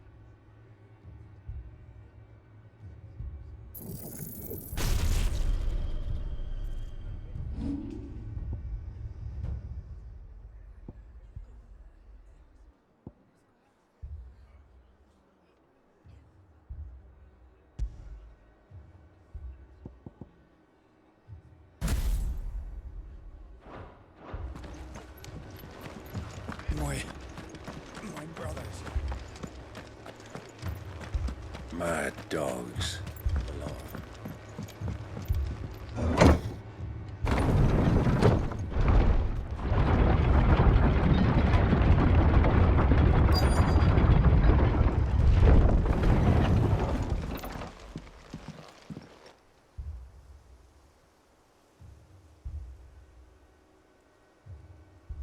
Squire, I need you to get those who can still walk up the lift to Martha's. But what about... I didn't ask, Oscar. Sir. Sir Wade. Lord Rossfield. If you aren't a sight for sore eyes. Martha seemed to think you might need some help. And by the looks of it... We thought we could sneak by them. But we didn't know there would be so many. How could we have? Behind you!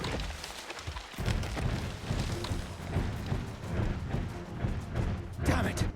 We need to get the injured to safety. Do you think we can hold them off? We can certainly try. Are you with us, Sir Wade? Always. Then let's do our duty.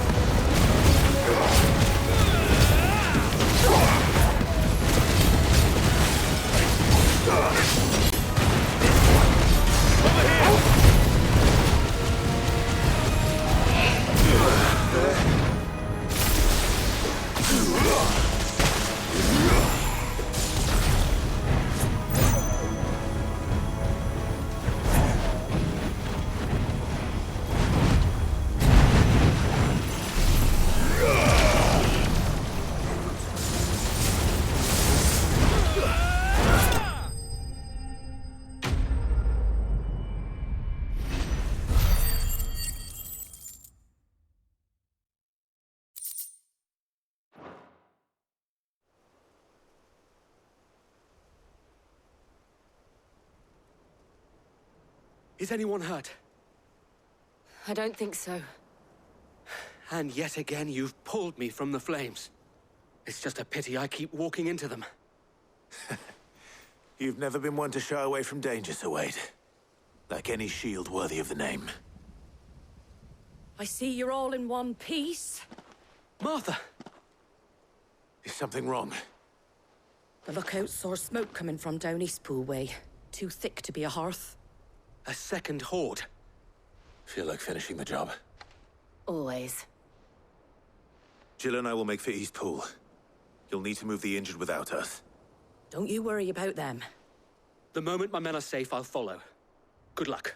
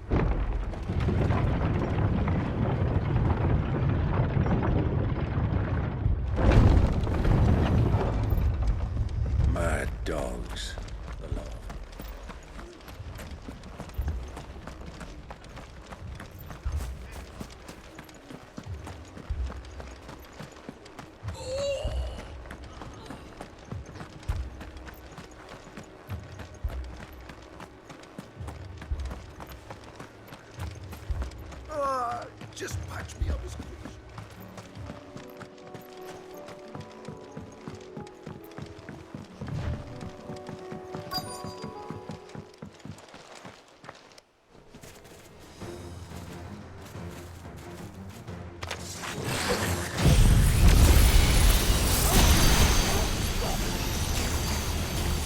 They're headed for the rest.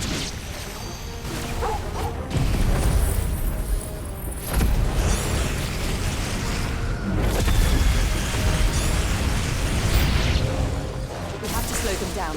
Martha and the others won't be ready.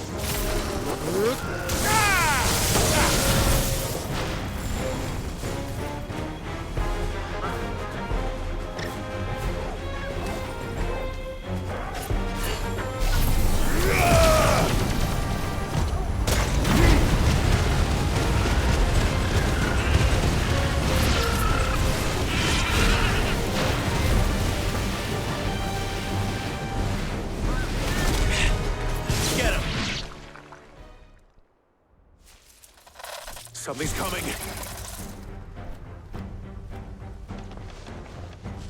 Apologies, my lord. Did I miss anything?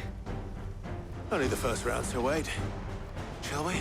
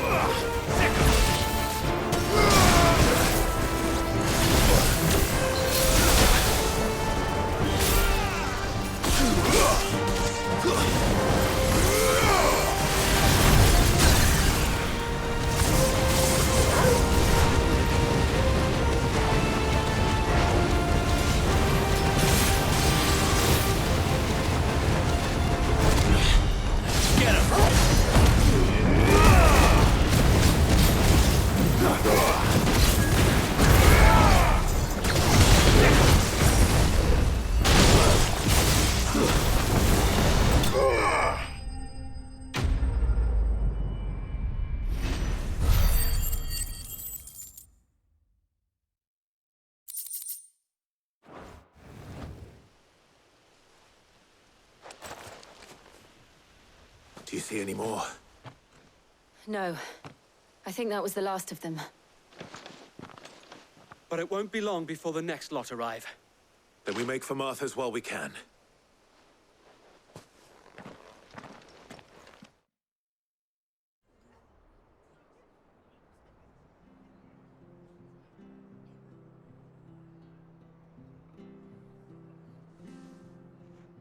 What did you find out there? The same as Sir Wade. Scores of Akashic.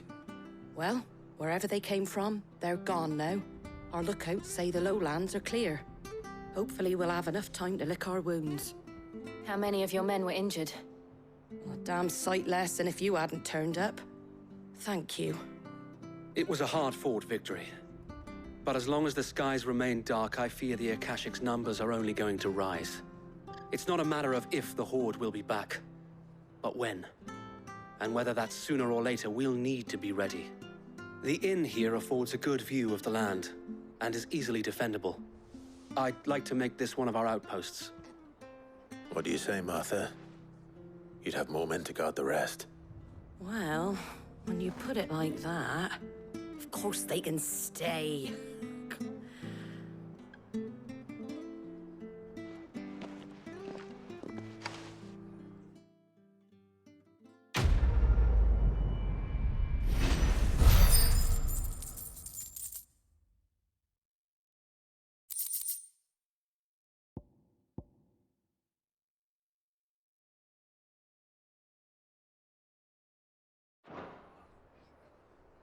My lord, there's someone I'd like you to meet. Oscar, over here.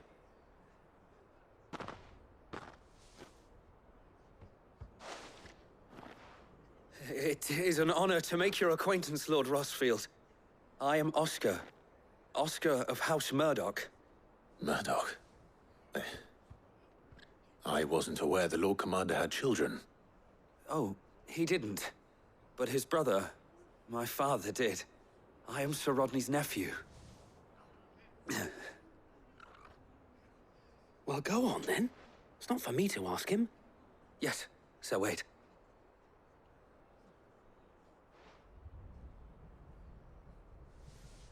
If it please you, my Lord Marquis, might you take me as your squire? I would learn the duties of a shield from the finest. I'm sorry to disappoint you, Oscar, but I'm a shield no longer. Nor was I ever the finest. And spending time in the company of an outlaw hardly seems a fitting education for one aspiring to take his oaths. My Aunt Hannah once told me that a man is not defined by his title, but what he does in its name. You have accomplished much since taking on the mantle of Cid, winning no little honor in so doing. And I would sooner serve under an honorable outlaw than an unworthy shield. Not that Sir Wade and the other Guardians are... I mean to say that, they're... It's all right. We know what you mean. There is only so much the boy can learn from me, my lord.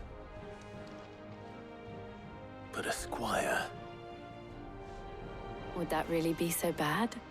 You were a squire once. And I'm certain Sir Rodney would approve.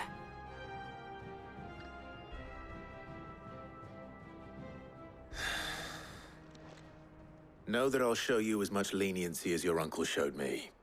I would not have it any other way. Our friends seem to have things under control. For now, at least. Let's go and put Otto's mind at rest.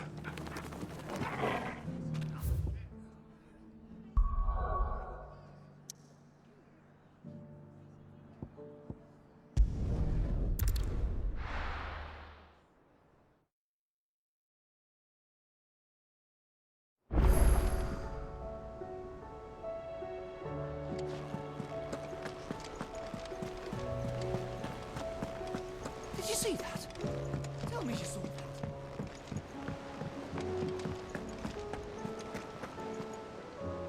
Was wondering when you'd turn up. Had owls from all our friends thanking you for your timely intervention. How is it you always manage to arrive at just the right moment? Luck, I suppose. Any word on the rest of the realm? Let's see. Storm's still crying out for Mother Crystals. The nations are still in chaos. And the skies are still the color of a kick in the kidneys 2 days on. So... Right. Clive, we knew this was going to happen. Well, not the bleeding skies part, but you take my point. Now's not the time to second-guess yourself. Now's the time to visit the infirmary. Talia says your brother's awake. Thank you, Otto.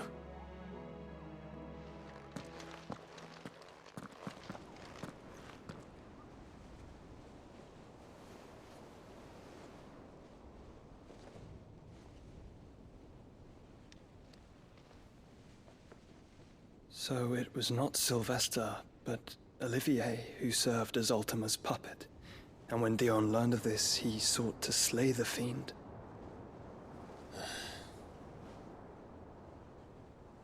Only for his father to take the spear that would have freed him.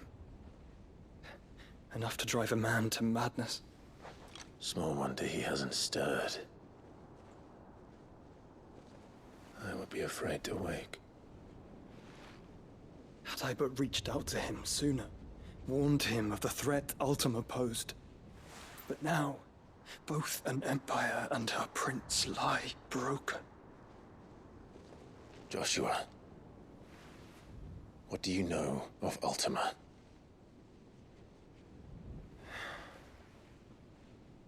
Very little, I'm afraid. Despite my best efforts. 18 years ago, as I lay buried beneath the rubble of Phoenix Gate, 'twas not death who came for me, but another. And it was while in my rescuer's care, I first heard of Ultima. I've been chasing his shadow ever since. Ultima is driven by some deep, dark purpose, and for whatever reason, it would seem you are crucial to his designs. He will stop at nothing to have you, even if that means toppling an empire. But why me? What possible use could I be to such a creature? That is one of many answers that have eluded me. Yet, I am certain of this. It is not mere chance. You were chosen for a reason. All dominants carry within them the might of an icon. Nigh limitless power that is at once acutely limited. I wield fire, and only fire. And I only ice. 8 wardens for 8 elements. But you, Clive. You are different. You're special. Your abilities begin with the flames of Ifrit. But they do not end there. The fact Ifrit can even exist goes against everything we thought we knew of dominance. Perhaps Ultima has been waiting for one such as you, whose potential is truly limitless. I've encountered that thing several times now. If it or he, as you say, needs me, why hasn't he claimed me as he did the boy? Were I to hazard a guess, I'd say the two of you are somehow incompatible. His mind not properly attuned to your body. His mind? Mind, awareness, spirit, call it what you wish. But I believe Ultima to be an embodiment of the concept. It is why I struggle and fail to contain him here inside me. I'm sorry. Inside you? With every setting sun, I feel my strength wane. And though the Phoenix's flames mend the prison I have made for Ultima, they do so at a cost. We must find a means to bring an end to him before I meet my own. What were you thinking? It was that or let him take Clive. And I've always had a soft spot for my brother. But that doesn't mean you should sacrifice yourself to save me.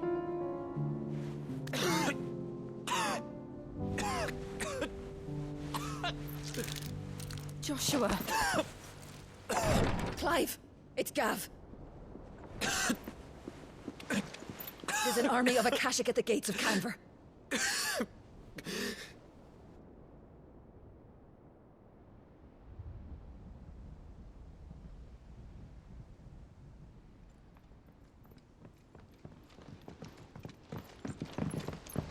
Well, what's the short of it?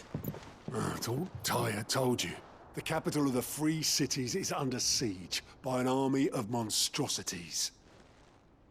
The City Guard are doing their best to stem the tide, but numbers ain't on their side. What of Lord Byron and Mid? Were they able to escape? No, but they're all right for now. They're hiding with Gav at midship. We have to get them out of there. And we shall.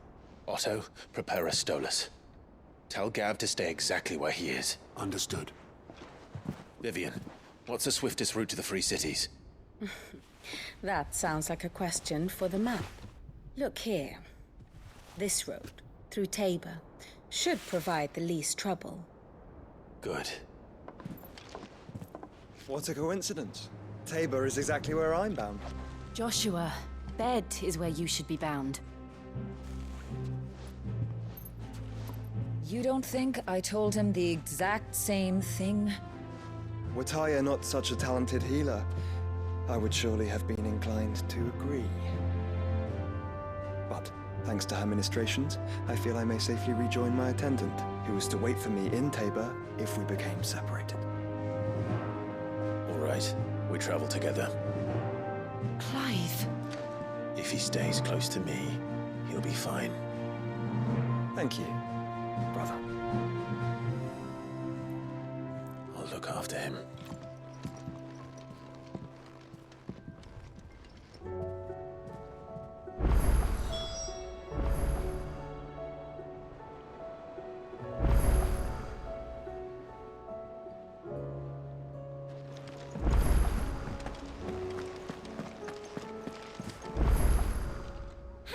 help you today, Clive? Your benefactors are a generous lot. All yours. Best of luck out there, Sid.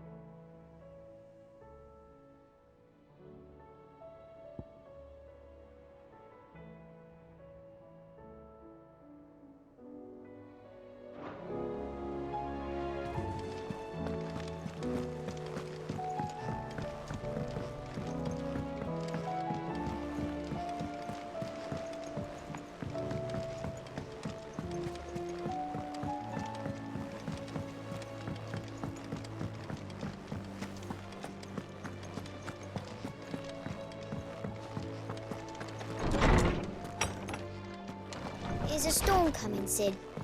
Will there be thunder?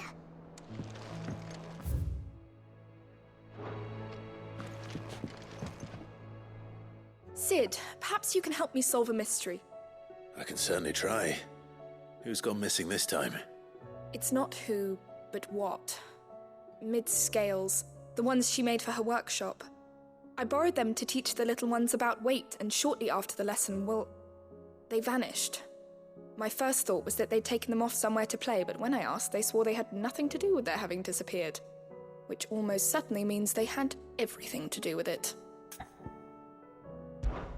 Perhaps a visit from Sid will jog their memories. I think it just might. Thank you. I don't like to imagine that my pupils would lie to me. But if they have, I'll have no choice but to discipline them accordingly. They were in the atrium when I last saw them. As always.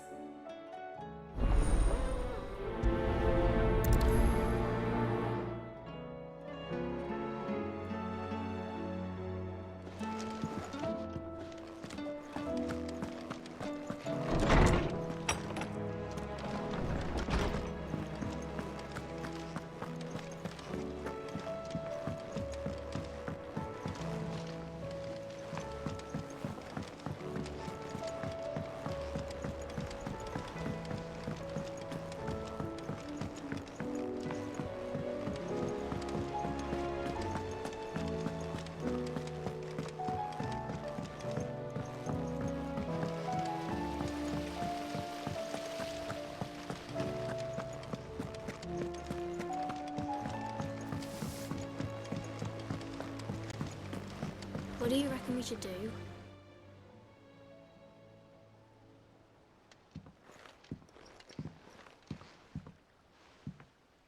Sid! Hard at your studies, I see. And what is that?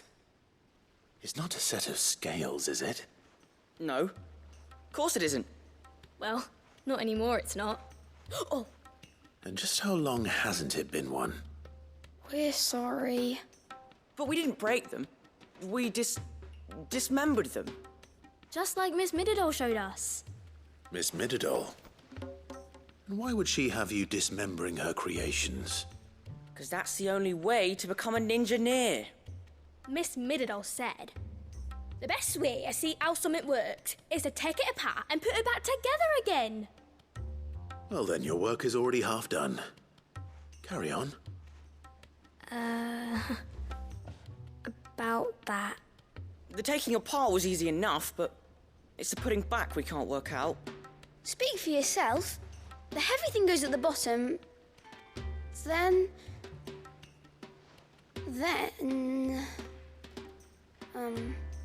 You three need to learn to take responsibility for your actions. So let's have a look at these parts with fresh eyes, shall we?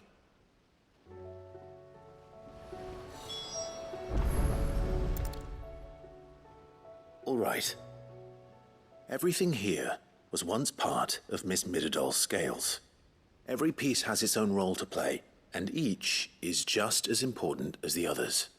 If even one of them is missing, the scales won't work. So let's think about what those roles might be. You already know one of the pieces, the body. Its role is to support everything else. But what of the others?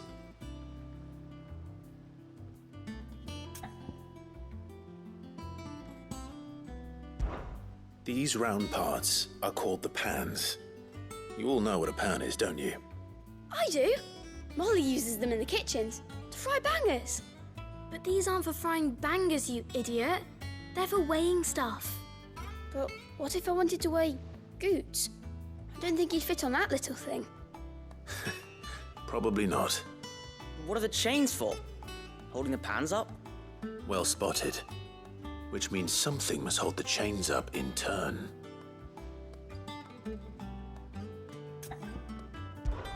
This is called the arm.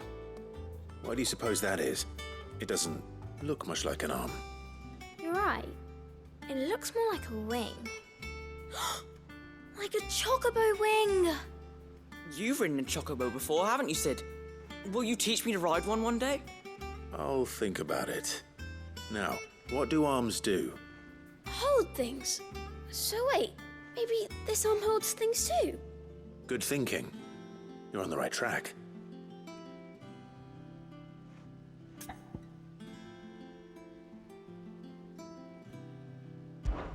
This tiny piece is what's called a cogwheel, or gear. Have you ever seen one before? I have. Miss Midadol's dungeon is full of them. Most are on the floor. She puts them in all her inventions. They spin round and round and round and round and... That's right. They're very useful when you want to make things move. Do you remember if there was anything on the scales that moved? I remember the arm moved when I tried weighing an apple. And then somebody ate it. Not my fault. You shouldn't have tried weighing it before lunch. You know what part's supposed to move and how it's supposed to move. So, let's put the pieces together first, see what doesn't move, and then stick the cogwheel to that. Not a bad idea. You see? It's not so difficult. So, now that we've taken stock of the parts and learned what they do, what do you think? I think we've got it. Then here's what we'll do. You tell me what goes where, and I'll put the scales together.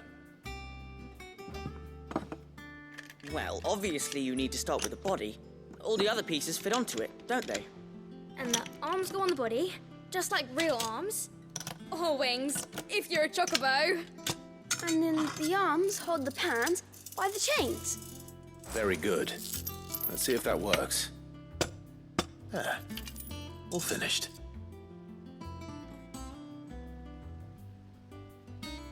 Yes! We did it! Well, with Sid's help. Oh, I just put the pieces together. It was you three engineers who showed me how.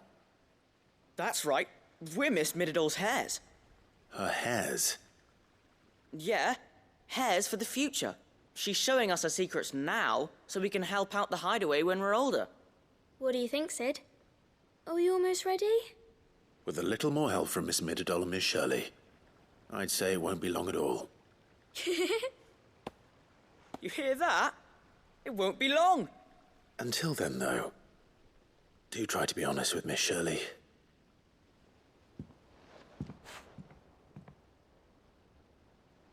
Hey, look! We never used the cogwheel. You don't think Sid forgot about it, do you?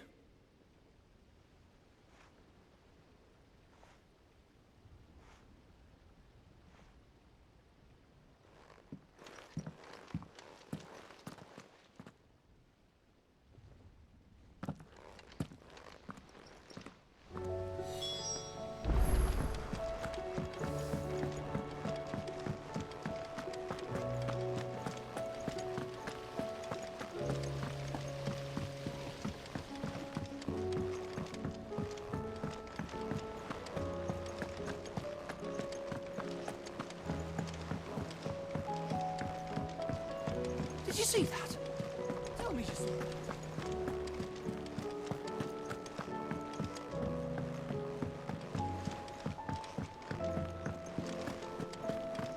Seems the hideaways.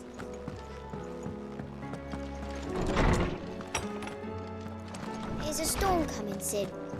Will there be... Well, did you solve the mystery? It was as you thought.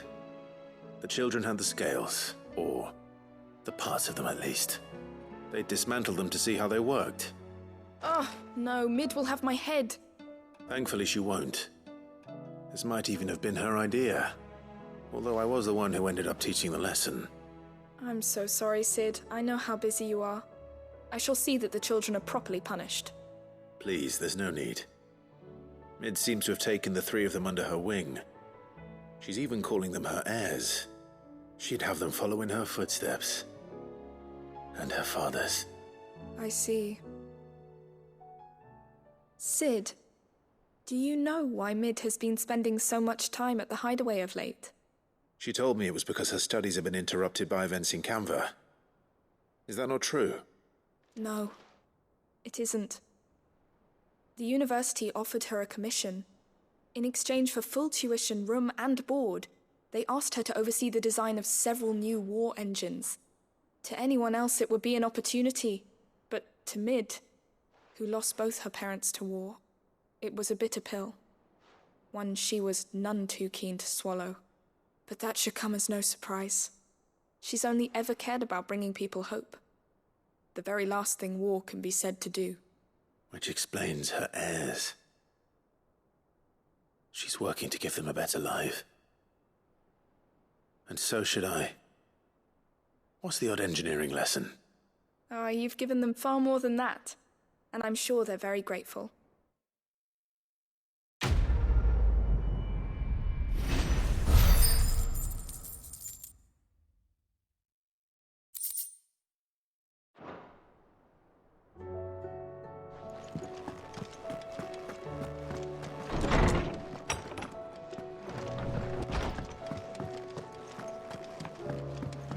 Oh, that blasted book.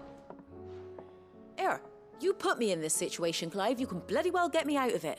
I need a hand with a recipe. Are you sure it's me you're looking for? I'm not much of a cook. I'm all the cook will be needing, thank you very much. What I want from you is a little of your time, right? Oh, and perhaps your sword. You remember Ivan's stew, right? Well, despite the look of the thing, and that awful stench, people wolf it down. So I thought I'd try making one of these supposed masterpieces myself. Had a peek at the book and gave it a go, but, well... It wasn't as straightforward as you'd hoped? Ivan had the same problem. Yeah, but this is my blooming kitchen, and I will not be outdone. So if you don't want to be seen as playing favourites, I suggest you lend me a hand. I've never been one to play favourites, Molly. And I would be only too happy to lend you a hand.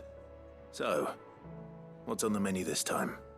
A fried mortress of skyworm. That's one heck of a name, innit? Recipe seemed easy enough to an old hand like myself. Thought I'd followed it to a T. Only, turns out skyworm livers and drake's mint are not what I thought they were. At least I hope they're not, given the rancid mess they made. Ivan said the recipes in the culinary pilgrimage date back centuries. Who's to say the ingredients even exist anymore? Well, that's a question for a scholar, wouldn't you say? Perhaps you know of one? Kindly old fella who haunts the shelves, maybe? Fine. I'll go and speak to Harpocrates. Perhaps he'll know something. And if he does, I'll see if I can find your ingredients for you. You do that. Lest we forget, you've got a reputation to uphold.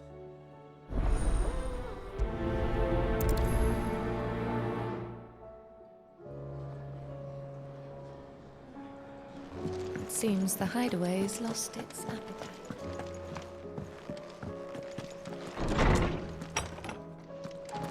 Is a storm coming, Sid? Lawsman Harpocrates. I've come to pick your brain if you don't mind. It's about the book you lent Ivan. Ah, Valisthea, A Culinary Pilgrimage, a classic. One of my favorites, in fact. The young man did a wonderful job with the Chance's stew. I do hope we shall be able to sample more such marvels in due course. That's actually why I'm here. I don't suppose you know where I might find skyworm livers and drake's mint. Ah, so the fabled Sanbriquois delicacy is next on the menu. Delightful. The descriptions of fried mortress never fail to make my mouth water. Now, skyworm is a somewhat antiquated name for the wyvern, their ground livers being the paste from which the mortress is made. Dragon livers. How very Sambriquois. One would have thought the disciples of Bahamut would have a touch more reverence for their icon's brethren, but apparently not. I believe the specific dragon the recipe demands is the blueback wyvern, said to be the very color of the sea beside which it resides. So we know where to look for our liver. But what about the drake's mint? Saint's bonnet in contemporary parlance, a herb which grows along the North Reach coast. I gather that one can locate the cheerful yellow flowers by their heady scent alone, so I'm sure you'll have no trouble finding them. I may add that people once believed game was best served with the flora that sustained it in life, in which regard fried mortress of skyworm is undoubtedly a typical dish of the time. Meaning that if I find one, I find the other. To Northreach, then. Best of luck, Clive. And do save me a bite once the dish is complete.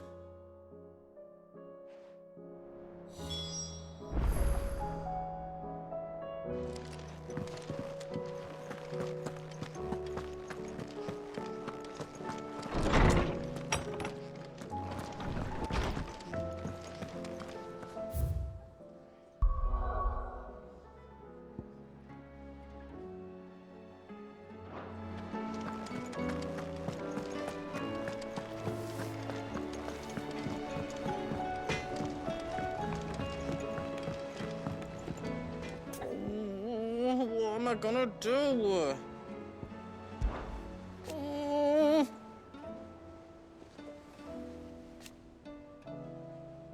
But no more.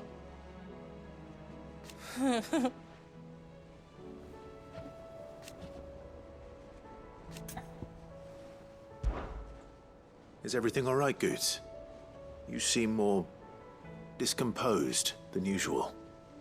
Oh, I don't know what that means, but I'm in a bit of a muddle.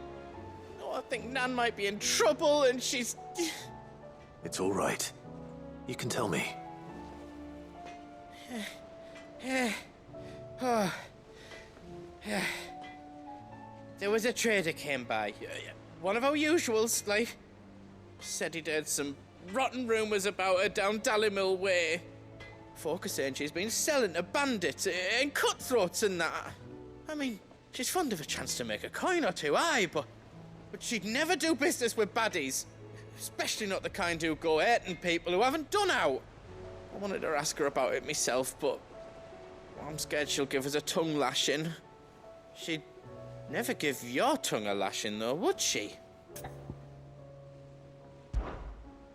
Don't worry.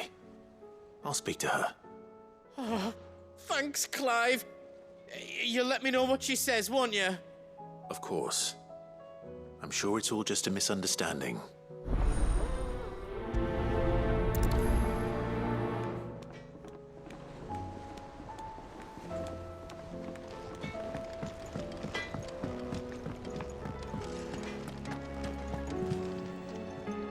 Lady Karen.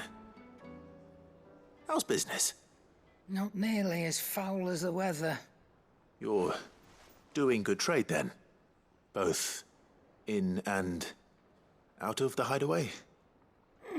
Can't complain. Wait. What exactly are you getting at?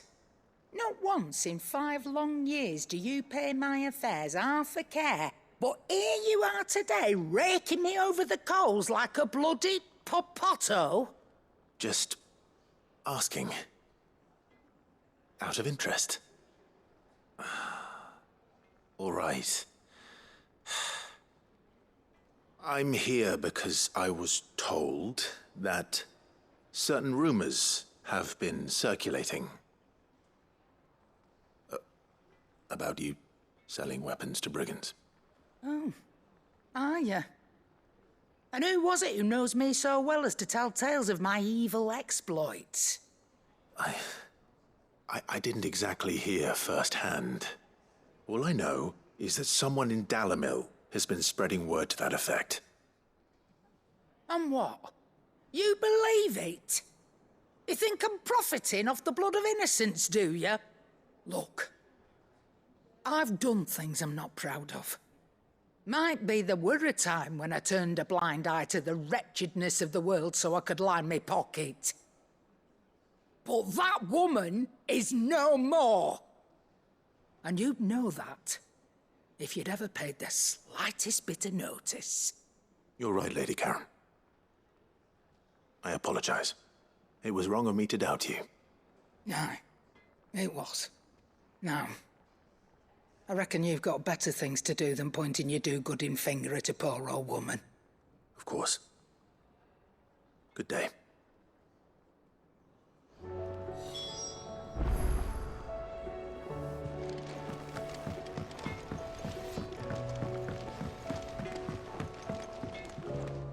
I spoke with Lady Karen. What did she say? That the rumors were unfounded, and that I was a fool for thinking they might hold any truth, along with some other things that made her feelings clear. And while it sounds like she may have done things she regretted in her past, she says those days are behind her. Oh, well, that's good. I knew Nan wasn't caught up in out bad. But why would people say she was? What did she ever do to them? It's not right. No, it's not. But people do things for all sorts of reasons. Perhaps we'll never know. Well, I'm going to find out. That trader, he said they were all talking about her in Dalimil. So that's where I'm going. I'll find someone who'll tell me, you'll see. Are you sure that's wise? Whoever's spreading these rumors means Karen ill. Oh, right. But that's why you'll be coming with me, isn't it, Clive? I suppose it is.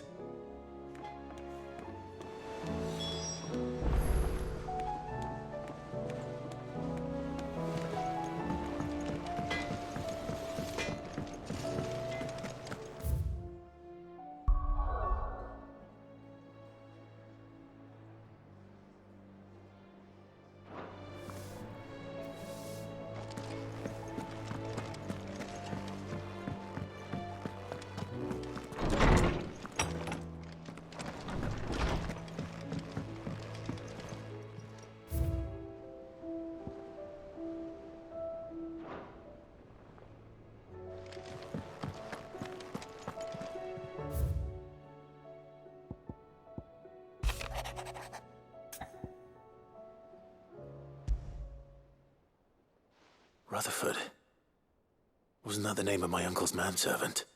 Why would he be at Martha's Rest?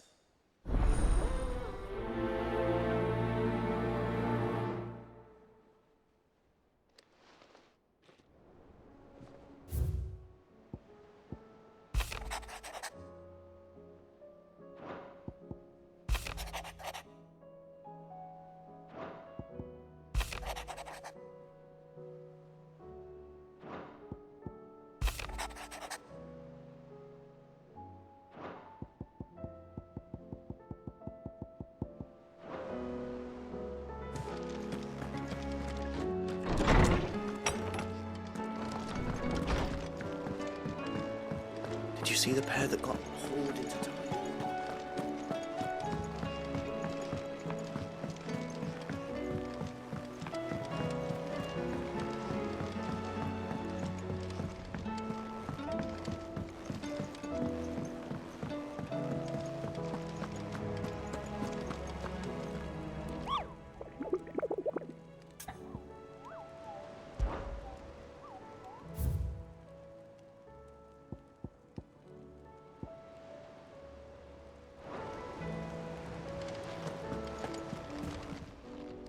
Welcome to the Patron's Whisper. Come to claim your just desserts? Best of luck out there, Sid.